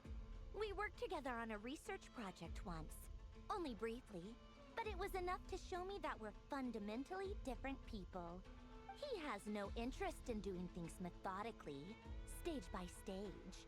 His thoughts jump all over the place, and the moment his curiosity is satisfied, or he gets the results he wants, he disappears. The only similarity we share is that once we set our minds on doing something, we will see it done, whatever it takes. Oh, we definitely saw some of that in your battle with Rerir. You got so competitive. Ugh, do not remind me. Then I believe we all concur. Dottore will not simply give up. Fantastic. Now this is turning into a whole day of unpleasant memories. Ugh. Are you talking about the moon marrows? He also strikes me as the kind of person to disregard experimental regulations, ruin all the equipment, and go way over budget. Then leave the first person he can find to deal with the fallout. Exactly. This one time, he was running some high-temperature experiment and the substance exploded. But does he care? No. He orders his subordinates to open the device so he can observe the results, which causes the gas inside. That gas was poisonous. If I hadn't been there, who knows how many people might have died. And after all that, he left while I was still cleaning up after his mess. What a waste of time, he said. Waste of time? The nerve! He wasted my time! You've been bottling that up for a while, huh? Hat guy, I must say, you seem awfully familiar with internal Fatui affairs. Especially when it comes to Thank you, Lady Harbingers, for providing such valuable information. I have no other questions for now, so I'll be on my way. Wait, what? You're just gonna— You're welcome to join if you want. Ugh. Just when Paimon thought he'd finally mellowed— He makes quite the impression. I'll say. I've met tons of headstrong people, but not many of them would join me in bad-mouthing Dottore. Anyway, back to the main agenda. Barca, you said that Columbina has gone missing? Or rather— Yeah. We're working on building a connection between her and this world. The simplest method is— I've actually asked her that question before, but she said she didn't know. Considering our relationship, I doubt she was lying to me.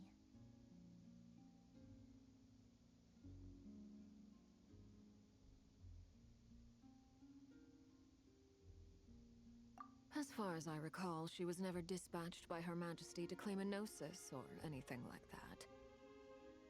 The Tsaritsa's plans had long contained a place specifically for her. I always thought that was weird.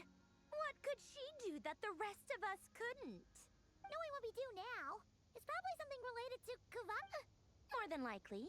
When she first arrived, Columbina would often go to Her Majesty and ask when she could start the task assigned to her. But Her Majesty always gave the same reply. The time has not yet come. So she spent her days in Snezhnaya doing basically nothing. The Tsaritsa has summoned a beautiful blind maiden to be a harbinger, giving her the third seat by virtue only of her enchanting voice. It was a dumb and stupid rumor, but the reality of the situation made it hard to refute. And what happened after that? I imagine she stopped caring. She no longer seemed to care why she had been recruited, and Her Majesty never gave her any missions. So she just continued to sing in the flower garden. For my part, I was busy. So busy, in fact, that watching someone be that idol had me fuming. But still, that she had long been used to a life of other people claiming she was needed when she wasn't.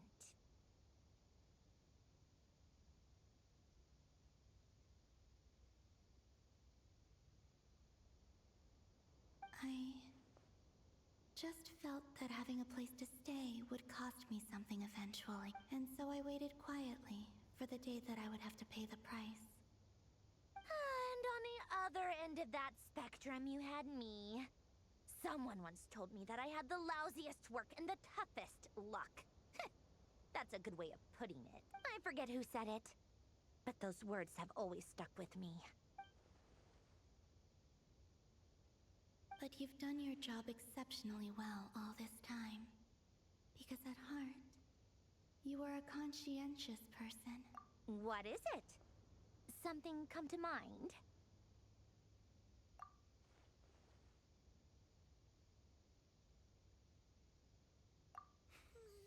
That makes sense. Nothing screams you are needed like your name shouted from across the town. Well, good luck with it. But if you ask me, Columbina is still the most shoutable name. I'm just so used to it now. After all the arguments we've had, I can't be bothered trying to remember another name for her. Nor I. Sandrone.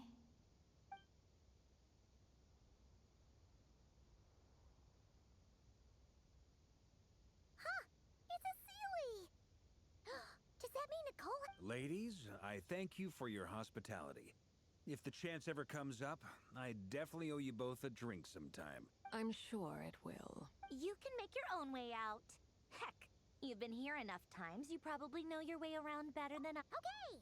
Time to do what adventurers do best!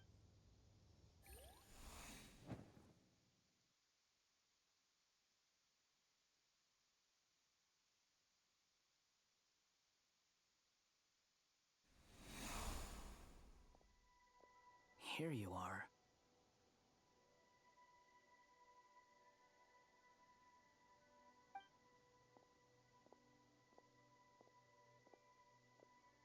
Oh, that guy.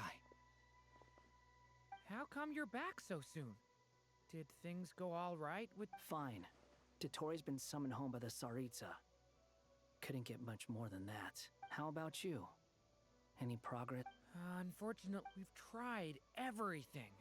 Different phantoms, different locations, different points in history. But the results are the same each time. Abyssal monsters roaming the land. People crying out in despair, with no hope of being rescued. Every time I see it, I can't help but think, is this what it was like in Mondstadt when Dragonspine Durin attacked? And if I fail in the task I've been given, will I create yet another trap? That's just meaningless speculation. When we encountered similar phenomena previously, I tried to interfere with those illusions, using sound. However, we could not change their fates. At most, we were able to extend their existence. The events of the past are like fate that has been written into Irminsul. There isn't a living thing in Teyvat that can escape its past.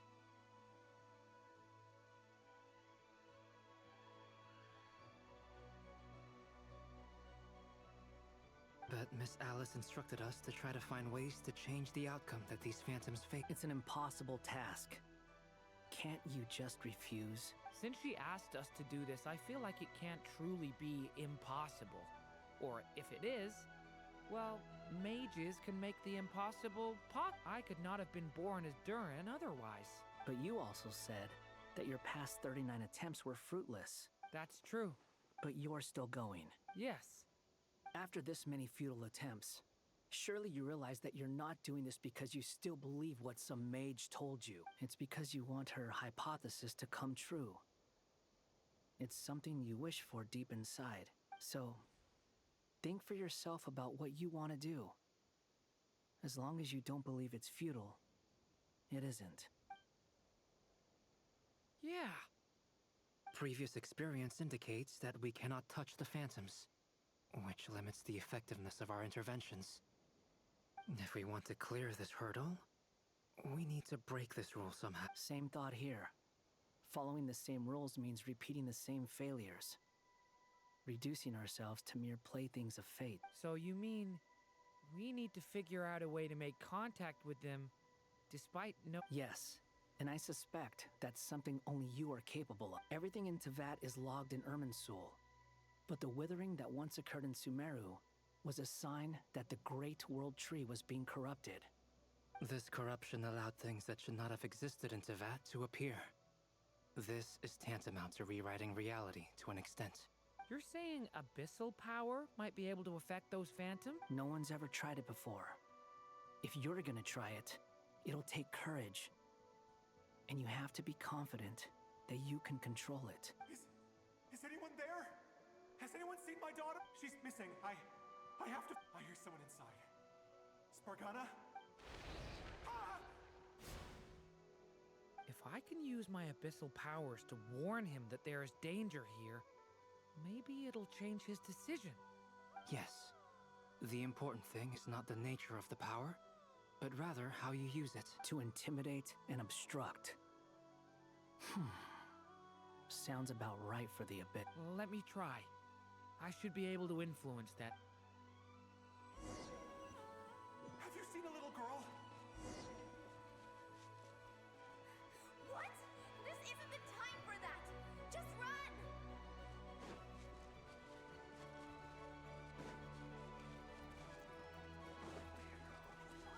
I hear someone inside. Spargana? Are you in there?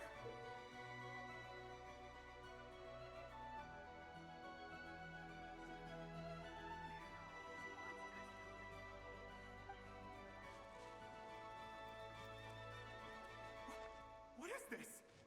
Looks dangerous. I should get out of here.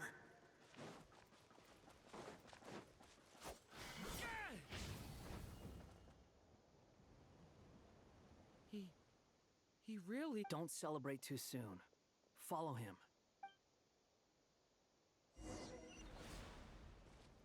Monsters approaching from the front. You need to stop them and create an opportunity for him to hide.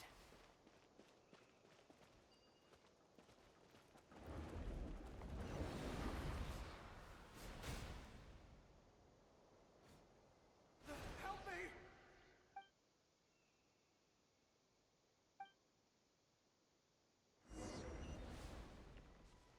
Monsters approaching from the front. You need to stop them and create an opportunity for him to hide.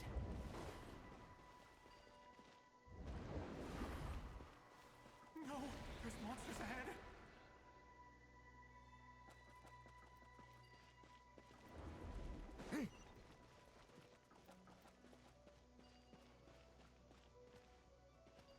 Wait, is that the barrier I saw earlier?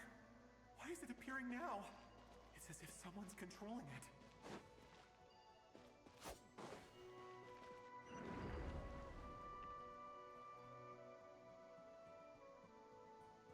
The monsters are gone. Is it safe now?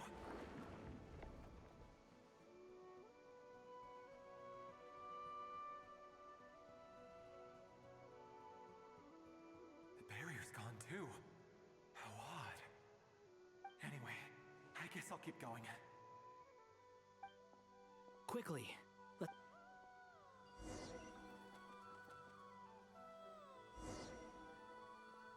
Wait, there was someone else here? Don't go any further. We've got anti-monster traps laid out everywhere. But my daughter must just be up ahead. I have to go.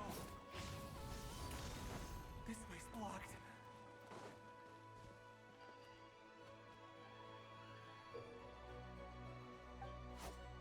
We might be able to use the explosives over there, but we need to take care not to hurt him. I'll use the barrier to keep him at a safe distance. This barrier seems to be helping me somehow.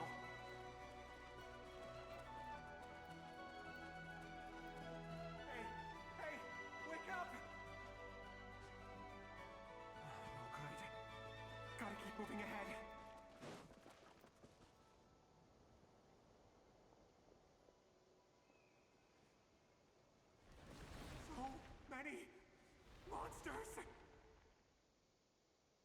There's still a chance, Durin.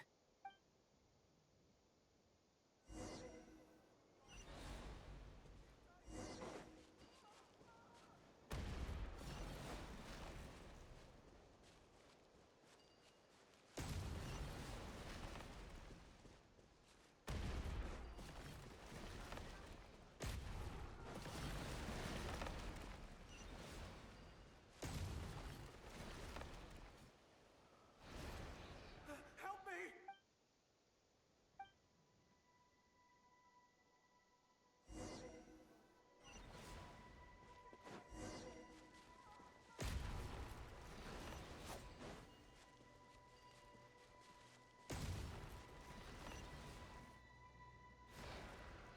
Help me!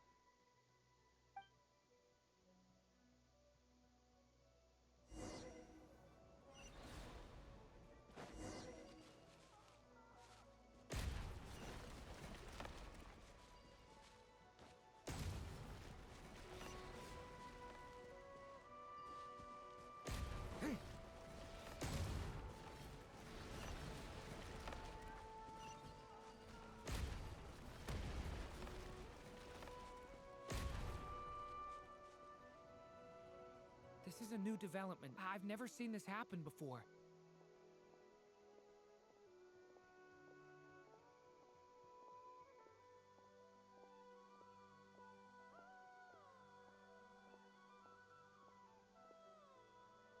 We might just be able to save this person.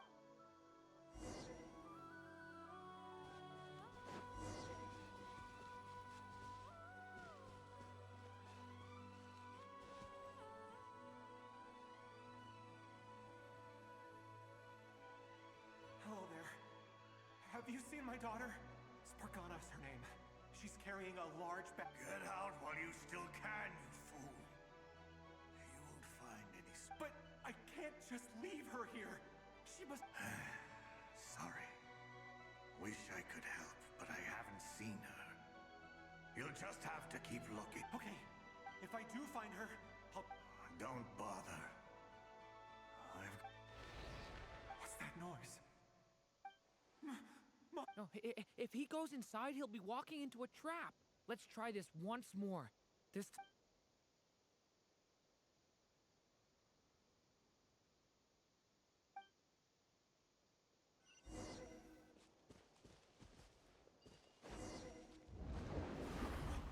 Why? How will I know where Spargana's gone like this? You know what? I'll trust this strange barrier. It's gotten me this far after all.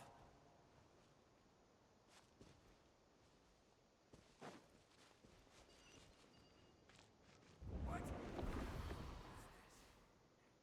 Hey! Let us out! Spargana, are you there?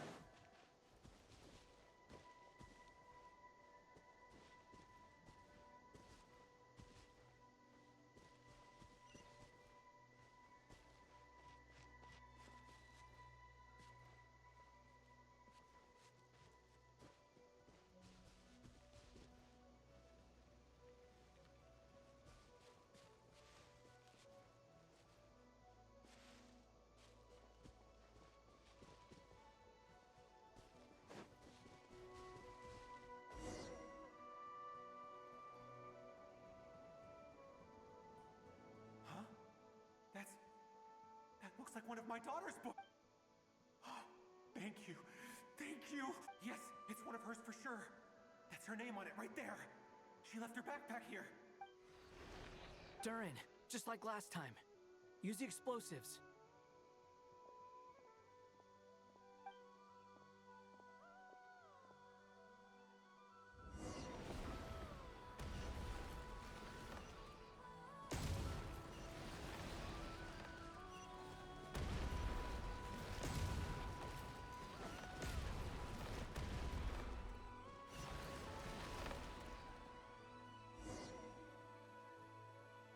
It won't work.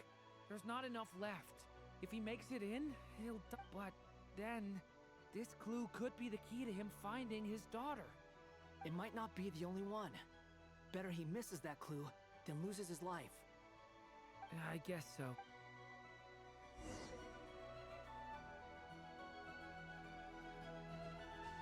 him, Durin! We can't let him get any further in!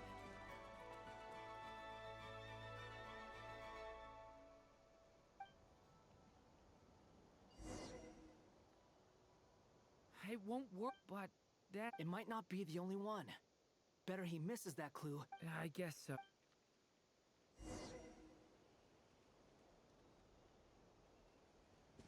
Stop him, Durin!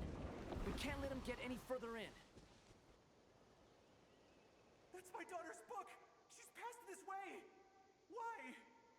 I've searched and searched and searched just for this! But I no longer have anywhere else to go.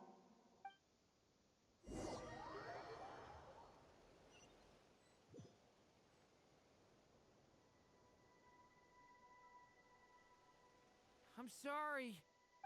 He refuses to go anywhere else. Whether he opens this door or not, all that awaits him now is death. We couldn't change his fate. Albedo? Hat guy? Let's try one more time. I don't know how we're gonna do this, but I don't want to give up.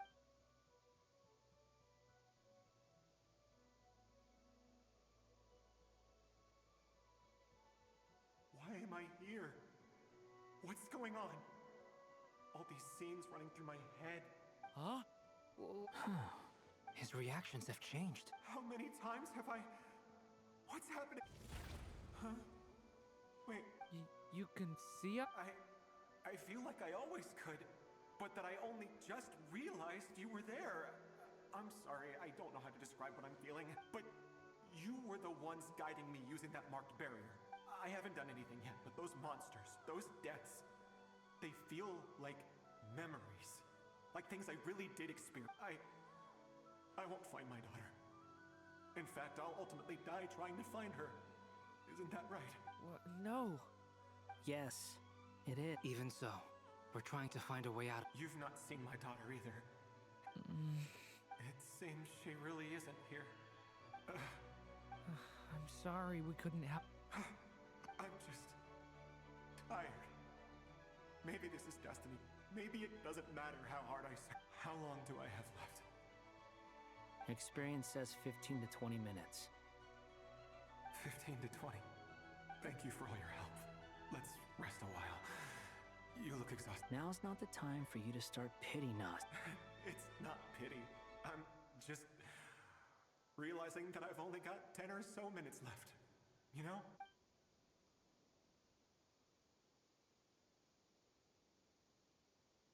You say you're from Mondstadt, yes? A place with windmills, where people enjoy limitless freedom? And you're from Sumeru, where they've built an academy into a giant tree? Yes. It seems you've never heard of either place. Those names are unknown to me, I'm afraid. Yes. Have you heard of Hyperborea? I have, but I heard that it was destroyed in the distant past. I see. That was where my ancestors once lived. What about Delphi Pytho? Was it later rebuilt? I've never heard that name. Then what about Salvindaknir? I have seen that name on stone tablets on Dragonspine. But I'm afraid the only things left of that place are its ruins. I see. Sure enough, there was no way to turn this around, huh? I'm sorry. I was the one who asked to chat, but it seems like we're too many ages apart. There's barely any common ground to start from. It's all right. We did hear something new, at least. From how you speak of your lives, things must be going all right for you, I guess. They are. Mondstadt is a place of freedom and happiness. There's a lot of good people in the church and the Knights of Favonius, and even outsiders find that it's an easy place to We have festivals a few times a year. Everyone gets together to drink, sing, and... Sumeru is a lot more uptight. Not really the kind of place where you can relax. It's a nation fraught with problems wherever you look. But if all you want in life is to seek knowledge, I guess it's pretty much paradise. That's wonderful. In other words, after this all-devouring black tide passed, humanity did not merely avoid extinction, but rose to build prosperous civilizations and new... I mean, I can see you all right now. That must mean the future isn't a total mess, right? That's true. Well, time's almost up. Let's part ways, I think. Might be best if you don't waste too much time on me. The chances are slim, I know, but I'd like to spend these last few minutes looking for Spargana. If things work out, I'd love to tell her about what I've heard. May we meet again. Well, or not, most probably. In that case, may your wishes come true.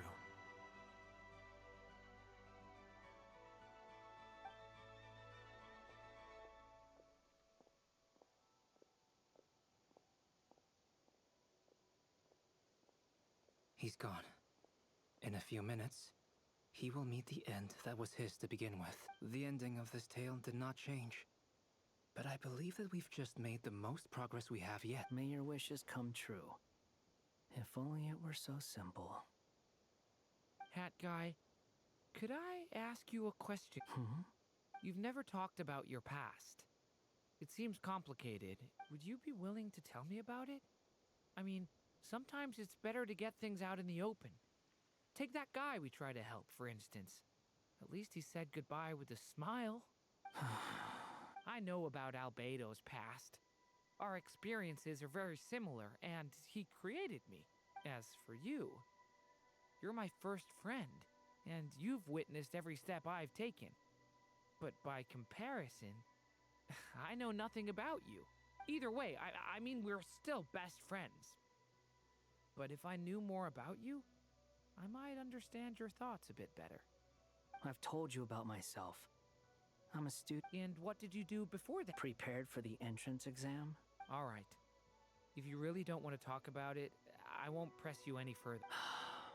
I was a puppet built from the branches of a white tree, using technology left behind by the Conrian schools of mechanical engineering.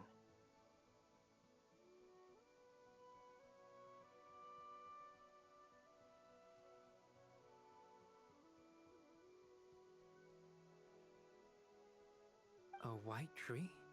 You mean an Irminsul tree? Yes. A branch of Irminsul that was once connected to the main tree. So you had a human creator too? Yeah. But my creator abandoned me after deciding that I was a failure.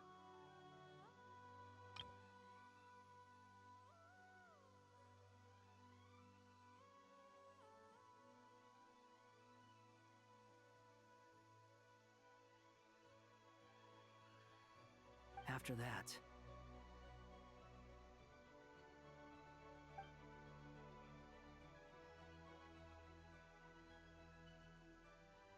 Durin, resisting the influence of the abyss, suppressing the urge to destroy, trying to do the right thing. None of these things are easy. But no matter how hard they are, trying to rewrite past wrongs is far harder. You asked me if you would create a new tragedy if you failed. I told you there was no point, but the real answer is yes, you absolutely will. That guy. But at least you've got people here to help steer you away from the wrong path. So, just keep aiming towards the light. I will. All right, break time's over. Hello? Durin speaking. Hello, friends, it's me. What have you been up to, I'm detecting some unmistakable fluctuations here at the border. The amplitude isn't particularly high, but they're completely different signals from the ones before. And the scale is comparable to those I've detected previously. Alice, we were unable to save that person. However, he appears to have retained a portion of the memories gained through that cycle, and was able to hold a conversation with us. I see. Well, that is rather odd indeed. It definitely merits further attention. Could I trouble you to keep trying the same approach? I need to gather some more data. Counting on you. I should probably have Nicole come and check this out.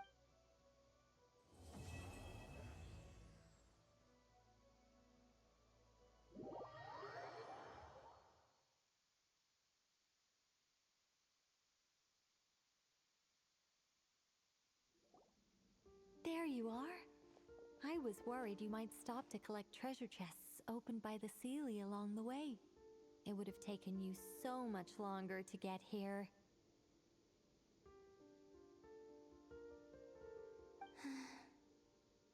Another conversation I cannot. I am delighted to see that you understand what takes priority, and that your adventurer's instinct has not swayed your resolve. Really, I must applaud you for it. Okay, I'll try and keep it short. My senses are telling me that this is where we shall find the entrance to the ruin. Oh, cool! Well, what are we waiting for? Let's open it! Patience. This was a sanctuary of great importance to the Hyperboreans. A special process is required to open the gate. Oh! Like the place that housed the Eternal Moon's marrow? Okay, so what's the plan? Need us to do anything? And just the short version, if you... All right then. I was planning to start with some background on the invention of these techniques. Are you sure you don't want to hear it? It's quite informative. Remember what you were saying about priorities? Fine. Simply put, we need 3 human representatives to successfully undergo a process of Kuvaki Think of it as a test from the 3 moon goddesses to see if the entrants are qualified, with the most recognizable qualification being... Pretty sure Lauma would ace that test. Oh, wait. But we need 3 people. I also have no doubt that the Moon Chanter would be qualified. But we would need 2 other people with the same... Therefore, the most feasible method is not so much to follow the rules, but to figure out how the test functions and find a workaround. I've done some research, and it turns out the mechanism is rather crude. We'll simply need humans to stand before it, who have sufficient Kuvaki energy within them. I'm with you so far. How do we get the Kuvaki in them? The easiest way would be transfusion. Take some Kuvaki from Nod Krai's soil, put it into the bloodstream, and get it circulating in the body. So we're going to... Precisely. There are other methods, but this is the simplest one. Cheating the system is much easier than trying to hide from it. Huh? Sorry? Does the idea of cheating upset you? No, that's not it. I said... Oh, what is it? It's about Moon Prayer Night. I figured out a way for Kutar to join in the festivities. Huh? But as Paimon said, we need to have our priorities straight.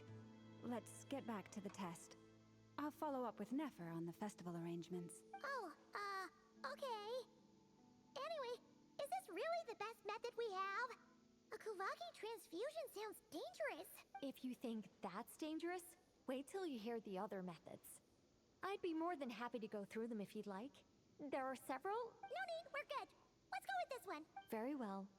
Kuvaki transfusion it is. Now, I should mention that the risks can be greater or lower depending on It would be rash to simply infuse the Kuvaki and hope for the best. If the body rejects it, the reaction can be... The symptoms are similar to another condition that some people living here suffer from, known as congenital Kuvaki sensitivity. So, before we execute our plan, I will perform a simple test of my own to see who is compatible and who is not.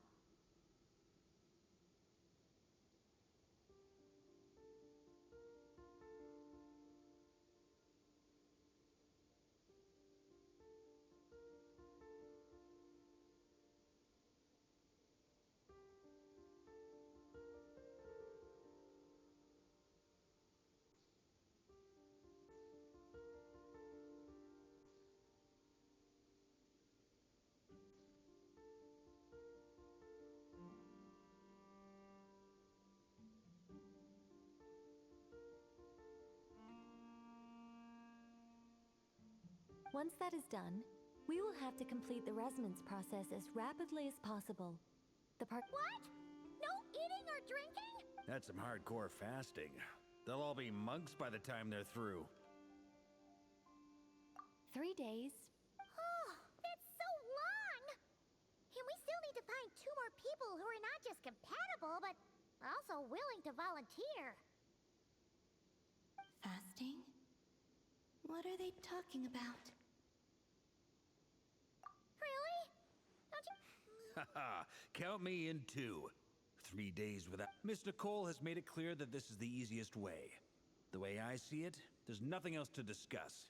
It's time to step up. Yeah, you're right. In that case, Paimon volunteers to be captain of logistics.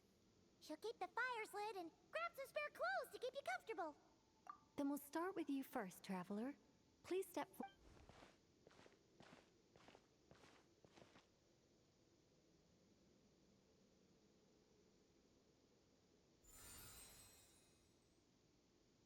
How's it going? Do you feel anything?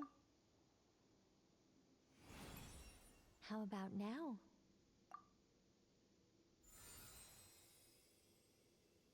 And now?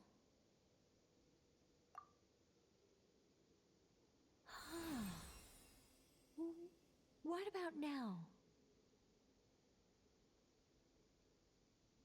You guys, it's not a competition. All right, I'm officially impressed. Even as a descender, you can withstand far more than I imagined. It's like I summoned a giant stone titan to arm wrestle you, and your arm hasn't even moved in. In my last attempt, I infused 5 times the amount of Kuvaki required.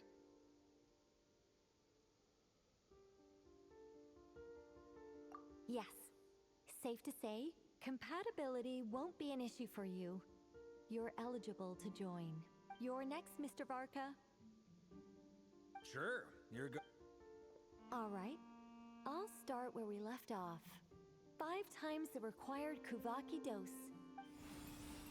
Whoa, whoa, whoa, hey, wait a minute. No, not great. I kind of want to puke. Feels like I've been drinking too much. A few bottles of wine, then a big stein of Dark Horse, with some hard liquor from Liyue mixed in.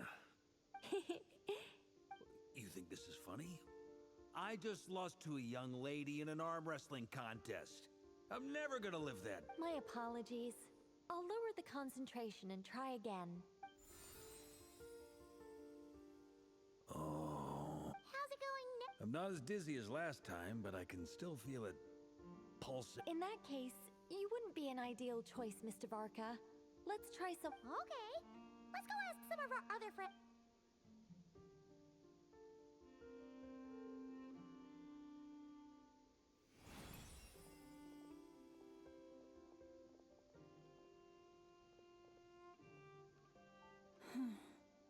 No surprises here, Miss Moonchanter.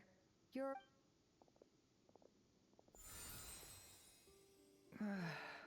I'm getting a slight... Shame.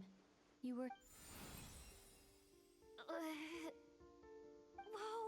I'm itching all over! Allergic reaction. We can't... Huh? Well, are you gonna start a... The Hexenzirkel is an organization that cares for and protects children. We will not have them do dangerous things. Not even...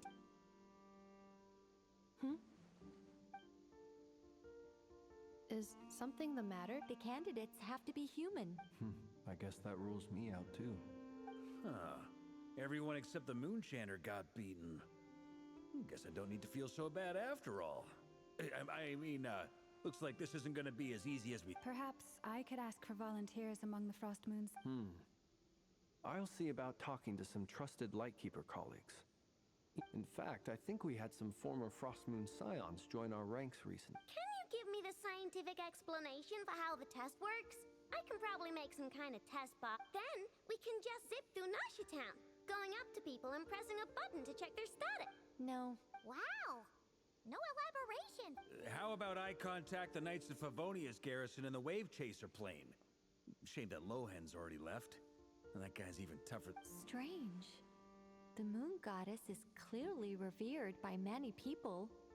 So why is she on the brink of disappearing? She mentioned that the world has rejected her from the very beginning. And when we fought the Rerir of Solnari, it seemed like she exhausted her power for our... Also, Paimon's not sure revered is the right word for how people feel about... Gratitude, certainly. It's basic reciprocity. She helped us, so she deserves our help in return. Yeah. Even though she looked like she didn't care, she still saved a ton of people. A review of the relevant data leads me to conclude that Miss Columbina is a good. Yep, you bet! They really think so? I'm super surprised that Columbina isn't her actual name, though. I think it really suits her. It's light and graceful and... yeah, just a really pretty name. I know, right? Unfortunately, that's not our decision to... Columbina. That was the code name the Fatui gave me. But it also came up in the song I heard when I was... What? Is that really all there is to it? What do I truly think of my... Is there anyone left who will still call me by that name?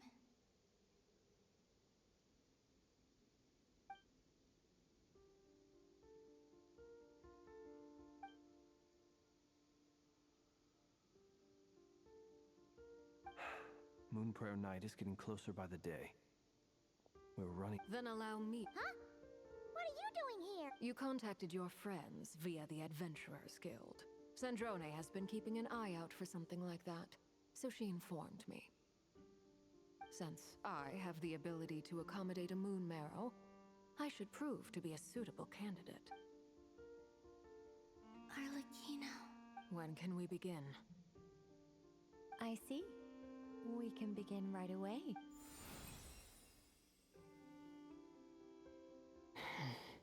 How was it?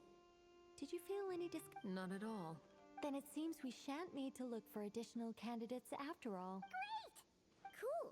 All right, like Paimon said, the rest of us can take turns making sure the three of them stay warm and comfortable. Then my job is to take care of the caretakers. I will ensure everyone receives food and accommodation. I'm ready as well.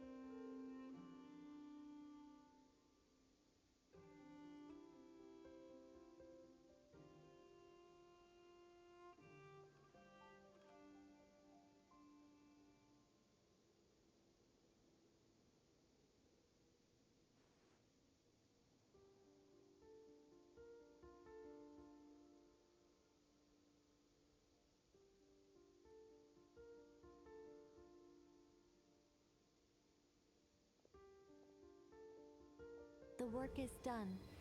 The sacred scroll shut.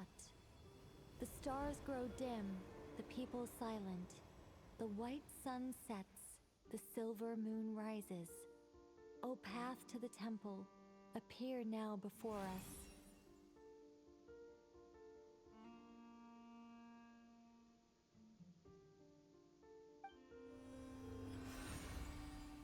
Wow!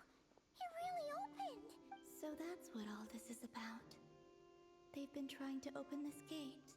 Come, let us enter. It might be best to eat something first. Take care to chew. They will head in soon. They will need to enter this gate.